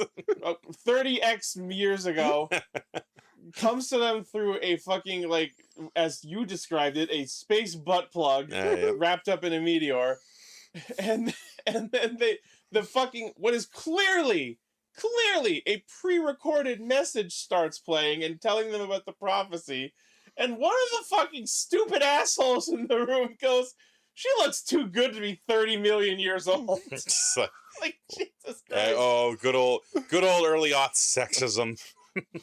Yeah, And like then, like- Daigo's like super excited. He's like, oh, we gotta like find out, and they're like, sorry, Daigo, we can't like all science is not going off your fucking hunches, and I'm like, fuck you.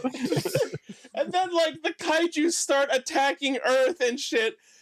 And one of them watching the video footage just goes, "Looks like my mother-in-law." And they make that joke twice in the same episode. I like it, episode 3 of just your fan. I'll put my fan away when you fix the fucking air conditioning. Like, okay, there's some other office drama going on here. I'm sitting here and I'm like, it's that gif of like Homelander in the movie theater. I'm just sitting there, like soulless, like this. Oh, That's totally So what I like, was watching. they this night. hear the prophecy and they have to go to the Pyramid of Light and find the powers of Tiga or some shit, and they're like, "All right, let's go do it." And then the captain's like, "No, we shouldn't do that. That'll never work." And Daigo's like, "No, we should do it." And then it cuts back to the captain. "You're right. I was just testing you, Daigo." You fucking asshole. Like, what?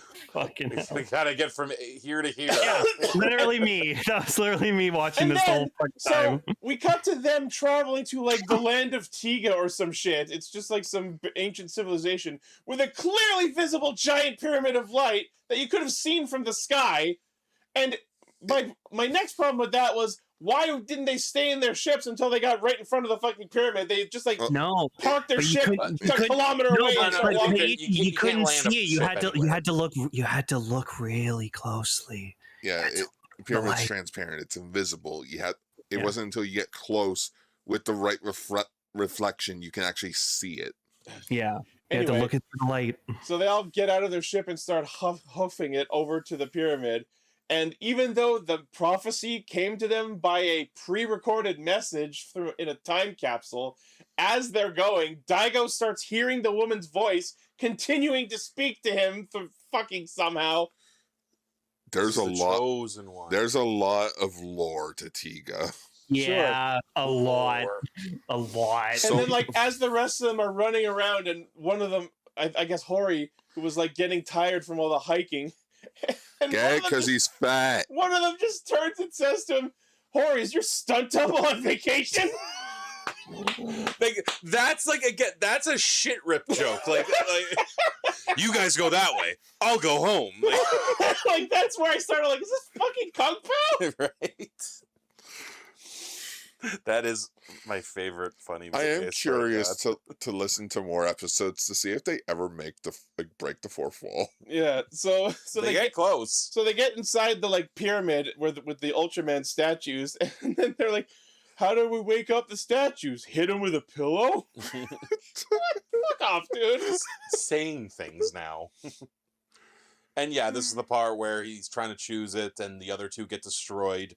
And right before they can destroy the final one, that's when he like does the thing and joins. Yeah, they bond they bond together as one. Yeah, which that's an Ultraman thing. Like Daigo became one with the light and became Ultraman Tiga because Kingdom Hearts is light. Mm-hmm. You know, he fights the monsters. You like the part where he closed the mouth of the monster a lot. Yeah, there was one monster that was like blasting purple lasers out of its face. Yeah, Golza. And I love the bit where Ultraman just runs up and like clasps his face shut so he can't laser. Fucking swallow, bitch. Yeah. Lane, what if it had happened? If it had been like, "Oh, father." Oh. God, that killed me so much.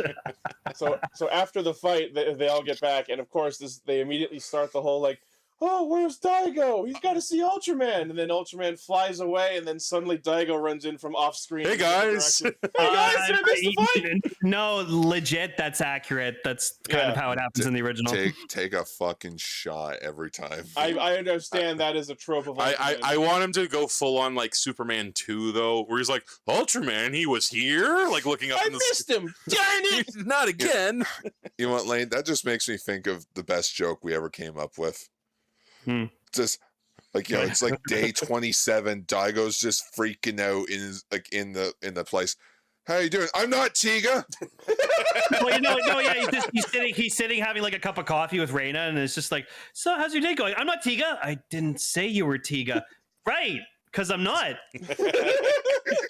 That is the problem with these kinds of shows, or this kind of story, I should say. It's also kind of, it's always kind of also the thing where in like these shows where it's just like deep down, like they're like the main characters' teams always kind of known, they just don't say it. Yeah, it's just an uncomfortable truth they have to live with for a while. Yeah. I feel like Iruma, like after watching episode 3, I feel like Iruma knew at that point. Oh, Well, of course. when we watched the finale, it was pretty well known by everybody that Daigo was Tiga, so they find out at some point. You want to know how they find out? When the giant Cthulhu monster, Cthulhu's son, friggin' shot Tiga. Reina like just bursts out in the art desk. Just Daigo, and everyone looks at her like, "Did he say Daigo? What? Nani the fuck?" Like even Hayata in episode 51's like, "We need to help Daigo." Shows the picture.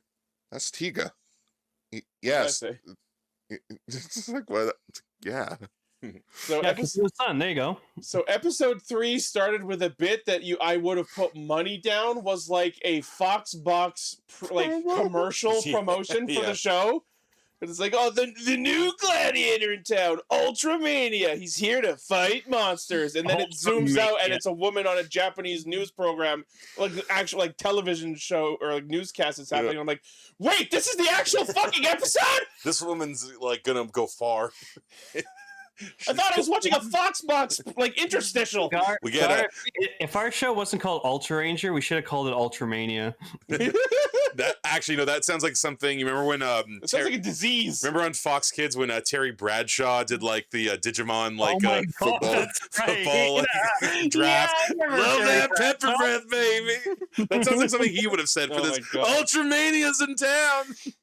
Oh my god! It's like. It's like, Ultraman's gonna help us out. They talk about how big he is, and then they're like, he's got a lot of cloud. I'm like, he has a very fuck off. He has a very boyish smile. Cloud. That's not even good. Actually, Ichi, it is an actual pun, though. By the technical definition, sure. Which is the best kind of definition. But Ichi, Ultraman Tiga has the boyish charm. Oh.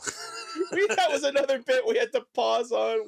When was that? That was It was episode 3 with the TPU officers talking after the fan. after the fan. Yeah. Hold on, did I write it down? No. Yeah. So it's Ultraman's boyish good looks. What's the bit they said? Which is weird because isn't there actually an Ultraman boy? Yes, there is. Right, I remember. So the guts people were talking to like their government superiors, and even though Ultraman, this is episode 3, at this point Ultraman has twice fought monsters to save humanity, but of course superstitious governments are untrusting and immediately assume he is a threat, just like the other monsters. And when Guts tries to defend Ultraman, saying he is a hero for the people, the government person they are speaking to goes, "You have just been charmed by his boyish looks." Hard cut to the gray alien face, Ultraman alien. I don't know if I'd call that boyish looks. Ichi, that's Ultraman boy. Would you call that boyish looks? Sure, but that's a different Ultraman. That's the Ultra Boy. Oh my goodness, Ichi can finally tell them apart. Oh my god. It's an ultra miracle. And this is like, again, we were talking earlier how like, okay, we're still a little sensitive after 9/11, so every time a building gets blown up, it's okay. No one was in there. It's a holiday. At least 3 times, if not more. Right? Don't worry, the whole town's on vacation. And another thing, like, again, Except for the scene 5 minutes later where they were evacuating people. who is that? Who's the older guy on the team? Because Munakata. he's the one who like is always making the most straight-faced jokes where he's telling the captain, you should go get some rest. No, I'm staying here. I just ate beans. Like, Walks up. like, Oh, okay. like what the fuck? That was also the same gentleman where the captain walks out of the meeting and she's like, "All right, I'm headed back to the office. Call me a cab." And the dude, straight-faced, responds to her over the phone with, "Okay, you're a cab." He was going for like a weird Solid Snake A impersonation. little bit, yeah.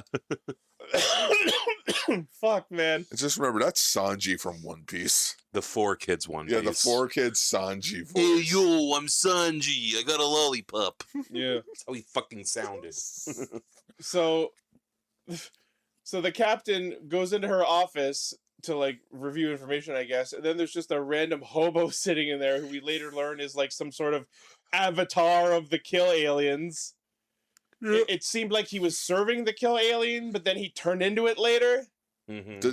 That's a weird dubbing typo thing. I feel like they didn't think that far.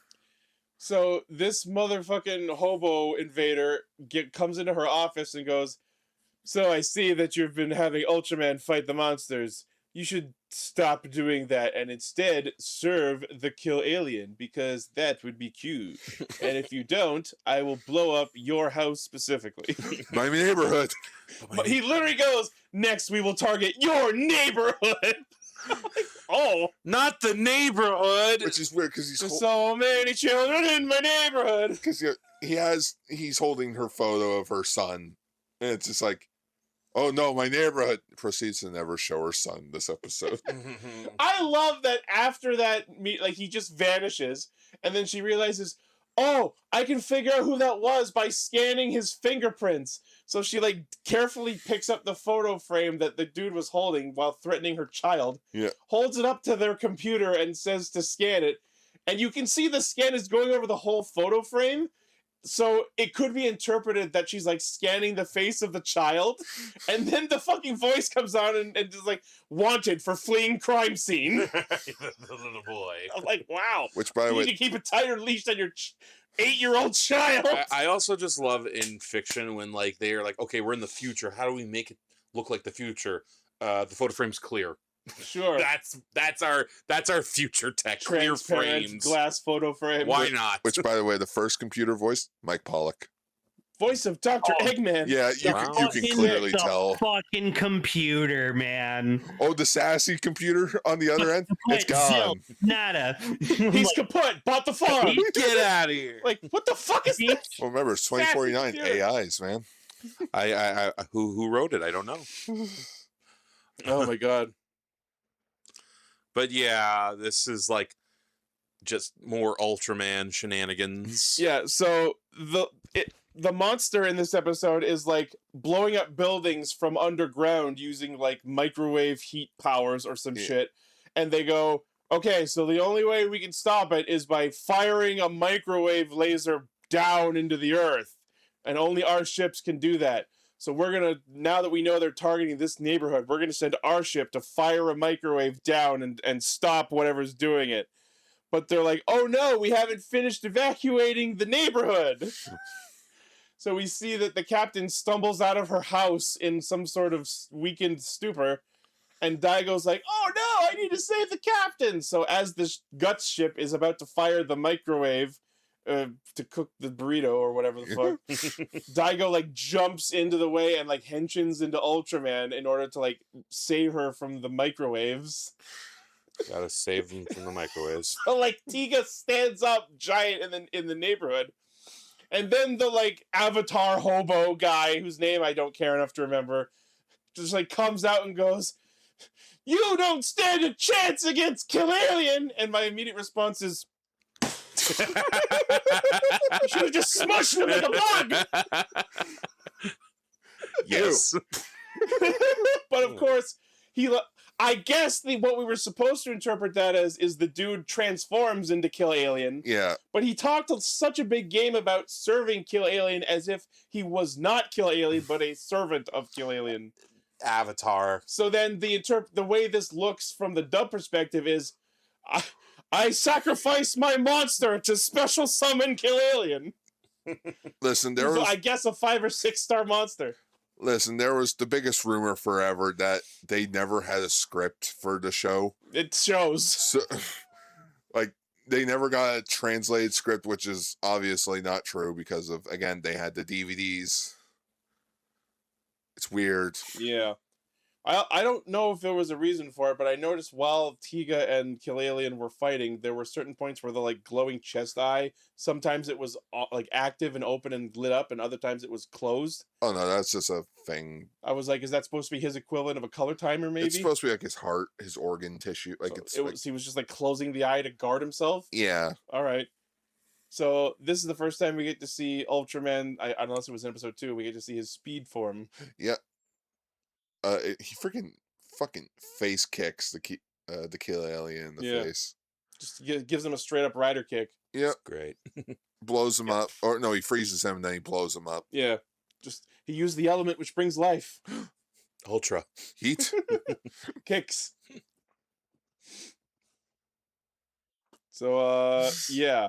And then he just goes Ultraman away and flies off into the sky. And then Daigo comes back. Oh, hey guys, how's it going? Sure was weird that Ultraman was here and I wasn't, right? I hereby declare today Ultra Day. Yeah. Or no, the reason I wrote Ultra Day in the notes is because after the episode ended, fucking an actual Fox box interstitial came up because apparently this episode aired on what they were calling Ultra Day. Yep. But Kirby.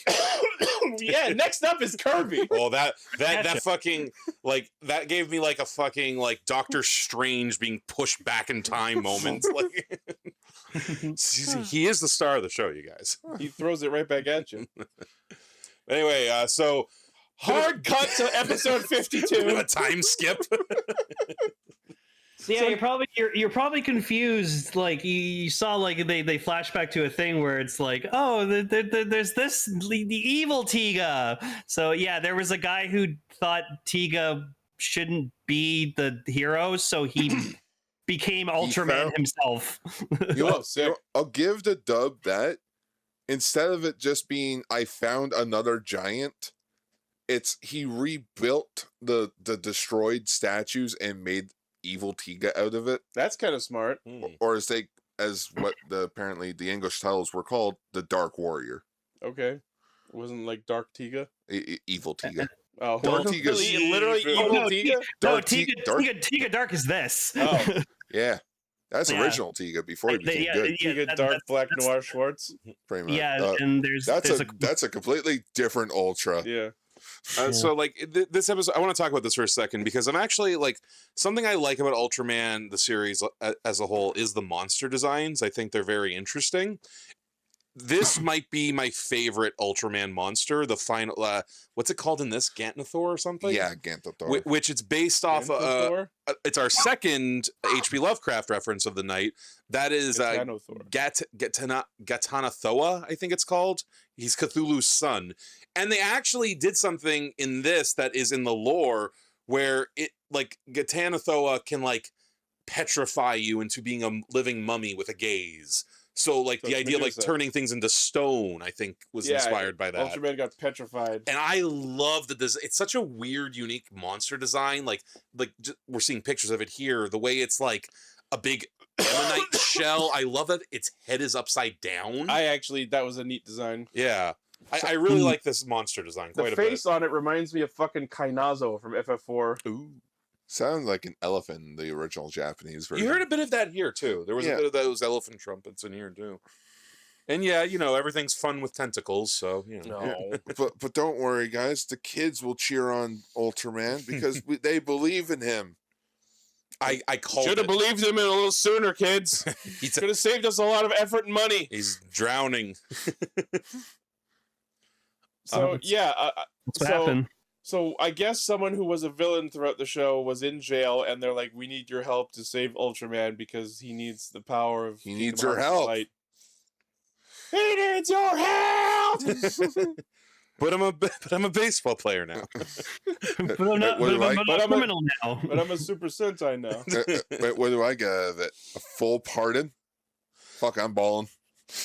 Oh, do they actually call it Riley in the show too? Like the Sunken City? Yeah. Oh my god, that is also. Is that the second Cthulhu reference? no? This monster is the Oh, Cthulhu okay. reference.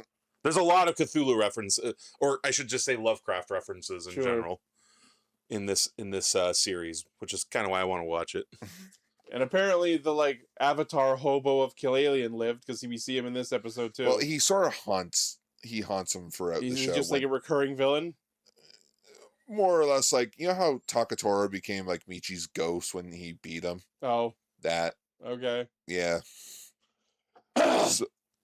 So Apparently, over the course of this series, Ultraman has become so popular that there's merch of him. Well, there's bootlegs. Of There's them. At least Bootleg merch bootleg of him merch, from- merch made by children. And I- Norway? Was the that's actually my question, because like we cut to a white family, and they are white, and they're all wearing like what look like Inuit garb, which okay, hold on. I think Gar said they were like Arctic. Well, that's One of you did. that's Inuit. Yeah, Okay. Inuit. Here's my question: Did they in Japan go, okay, Inuit?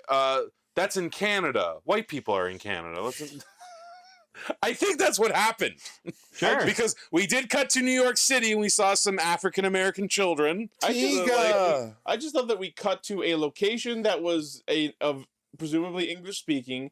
We got Western actors, and then we still had them dubbed over. Yeah, that's weird, but I can also say that was probably in the original Japanese. So Were they like speaking Japanese in the original, or what happened there? It's been like 3. Oh, fuck. Lane, when did we watch Tiga? 2018, 2019? Oh. Yeah, something like that. 2019, 2020. Tara said in the chat says they were speaking Japanese. Okay. All right, Yeah. then I guess I can let that one go. You okay, dude? Sorry, that picture caught me off Why guard. is my name Evil Tiga? I've never met this guy. Why is my dog dead? Why am I grouped with these psychos? That's pretty much that. Yeah. Feel like this. Fuck. No, it wasn't that Evil Tiga was really bad. It was just That's he the wanted fucking to. Nautiloid from Baldur's He Gate. wanted to be the new hero. So, anyway, I just want to talk about the big thing that the 4 kids dubbed cut out for the episode. Mm. All the kids join together when Tiga gets revived, and they're all in like this pocket space in which, when he does like the punches and kicks, all the army of children are doing it Wait, as well. the body's made of the children?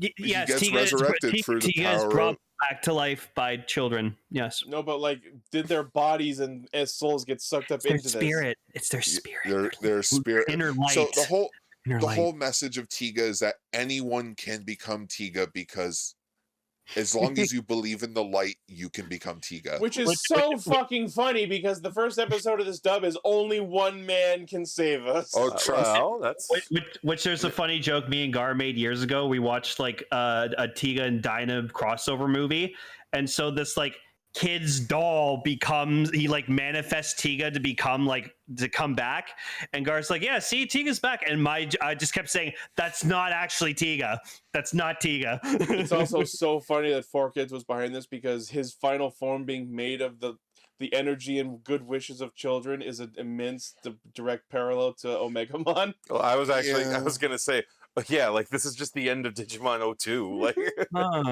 It parallels Digimon 02 where all the children across the world, their energy gets like sent over. But then like this shot here that Gar showed where it looks like their essences are coalescing into the body. Yeah, Reminds me of all the emails forming Omegamon's main body. Yeah. I'm putting this in the chat. Just check this out. There's this YouTuber I watch, Zagordon. He does a lot of Ultraman stuff, and I'm probably going to watch his video on Tiga later tonight. So There's another Tiga video that I do Ultraman recommend Tiga that talks about the psychic guy a lot. oh, cool. Uh, Zagordon does a lot of good stuff. Watch it. Check out his channel. He's good. Probably at G-Fest right now. Yeah, probably. But I think my favorite out of nowhere joke in this episode is so Ultraman gets petrified and like drops into the water, and then out of nowhere the captain just shouts, "That monster's take my boyfriend!" Time to kick his ass. All right, I guess they hooked up. Thanks, Raina. Oh, trust me, they do more than just hook up. Mhm. Okay, what does that mean? They What have do you- kids. Oh, Yeah, they have kids They and they live fucked. on Mars. were Yeah, the they kids live in on this episode? Mars.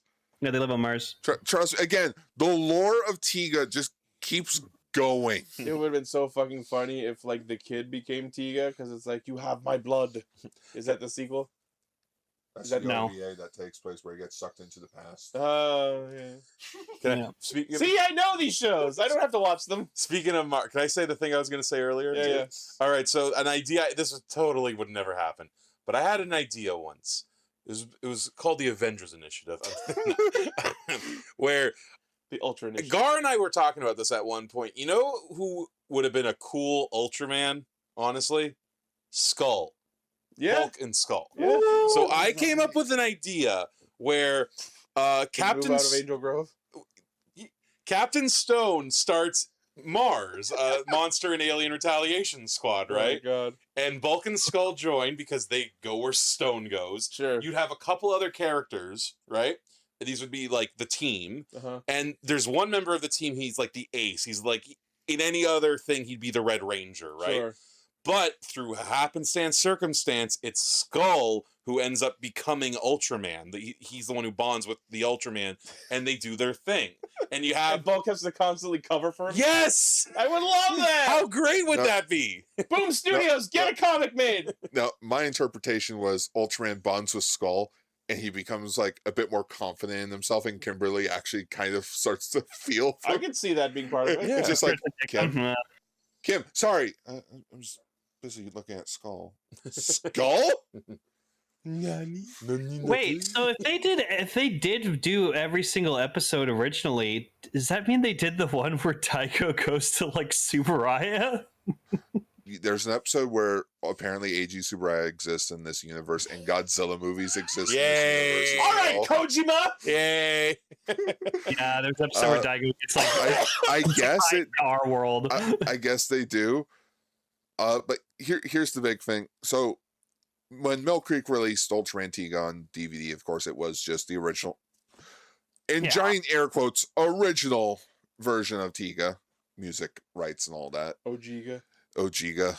In pajamas. In which they asked, what about the 4Kids dub? What about the 4Kids? It was on the table. Wow.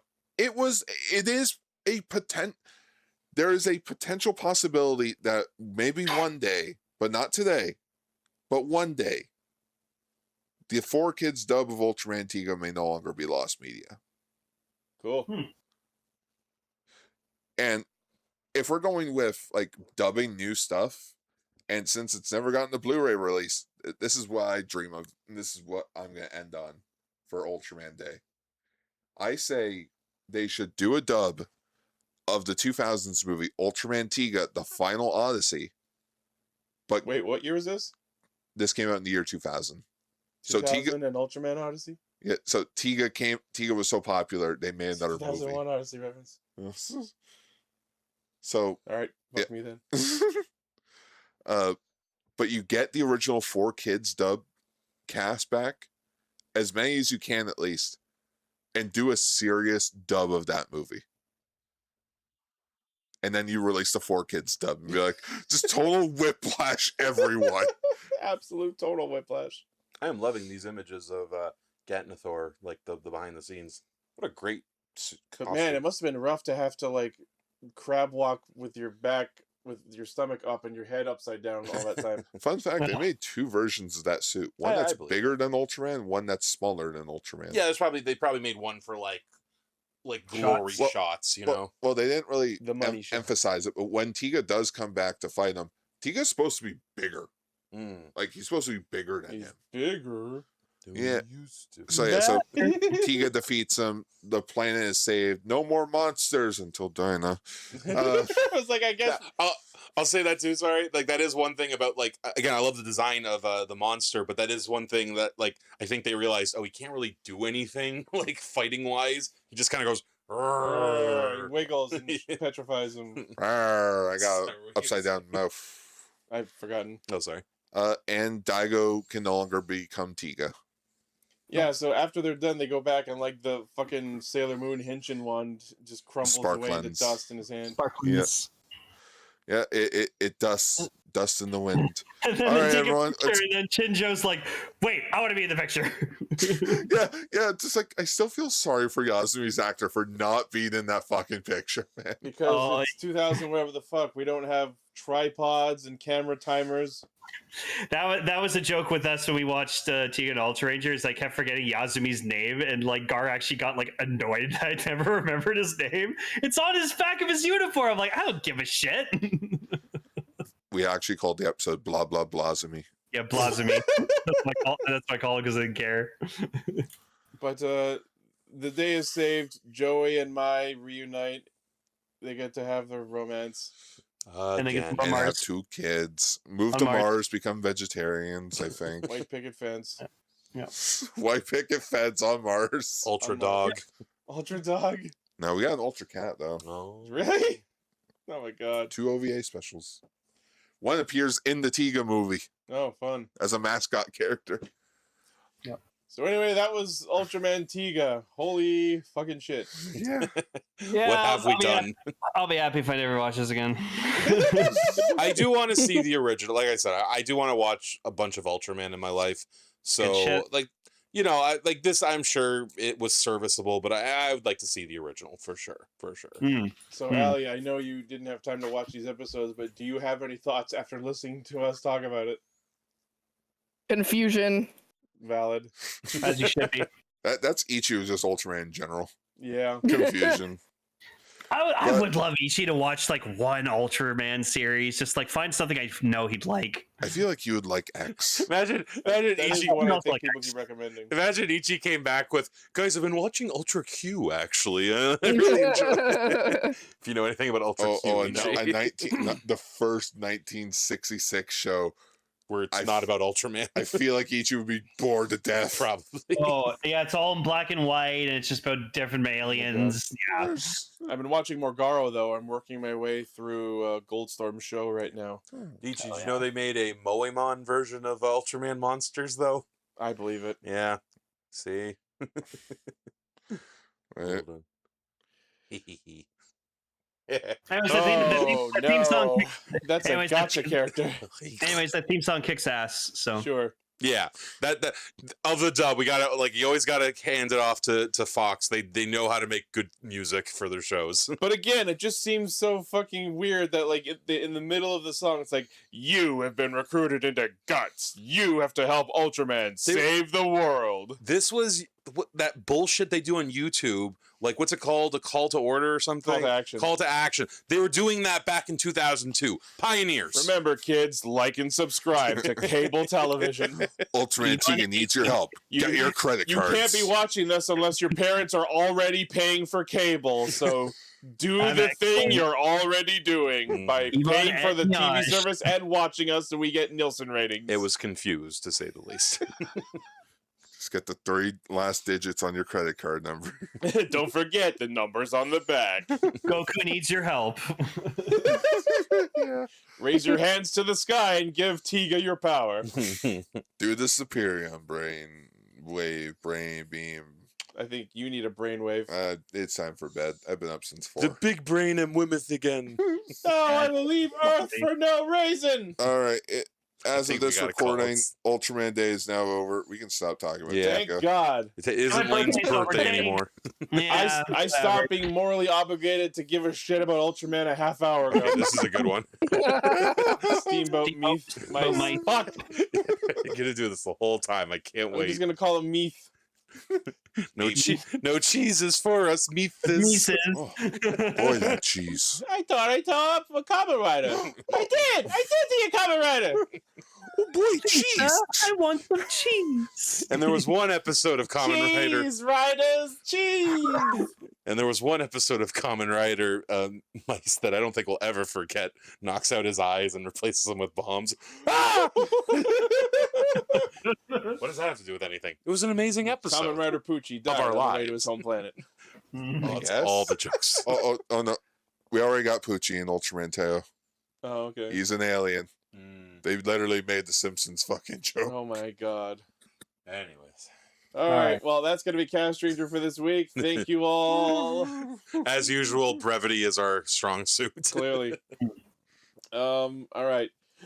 Jikai Radio Sentai Castranger. Our next episode is it looks like we're gonna be finally finishing Sentai Daishikaku episodes 23 and 24. You did it. Yeah. Can't wait. It's going to be so We exciting. get to hear those banger music tracks one last time. Cool, and then we never get to see anything of the show ever again. Because the show got canceled. Why does it have tits? Why do you think? Why not? What? That's Teo's pet kaiju we found. Oh, Seems It's actually not. It's its arms. They're just like sure. tucked in. his name is Poochie. Bucci. Oh, Is his actual name Poochie? Yes, they called him Poochie. it is Poochie D, and I rock with Ultra. Well, I hope if it doesn't. I hope if he shits, he doesn't take it home with him. Wow. Anyway, shout out to our currently active patrons. That includes Blaze, Armorhide, minus the full Vegas Spare, Lock, whatever, and Lock again, or Vegas again. Thank you for helping us do what we do. As always, the primary source of our hijinks is castranger.pummy.com. From there, you can find our Facebook, Twitter, Discord, Patreon, merch store, all of our cool shit. Let us know what you thought about these episodes in the comments. Let us know what you would like us to talk about in the future. Mm-hmm. Thank you all once again. Did I say the hitting this button things? Like, Already? smash, tickle more Thank you for balls. listening, watching, liking, favoriting, sharing, subscribing, hitting the bell, and being awesome. I'll say it again. I don't know if I said it. Help Ultraman if you can. Yeah, raise your arms to the sky and give Ultraman your power. You're just gonna wake up at like 4 in the morning. My hands are just gonna be up, be like, Take my power, Ultraman! you're just gonna be like, Tiga! Tiga, it's alright. Thank you all, and we will see you next week! Schwa for now. Happy Ultraman Day. Stay Tiga. Happy birthday. Happy Lane. Lane's birthday. Happy Lane Yay! Day. Yeah, Ultra birthday. Lane. There we go. Happy Ultra Ultra Lane Lane. Day. Ultra Lane.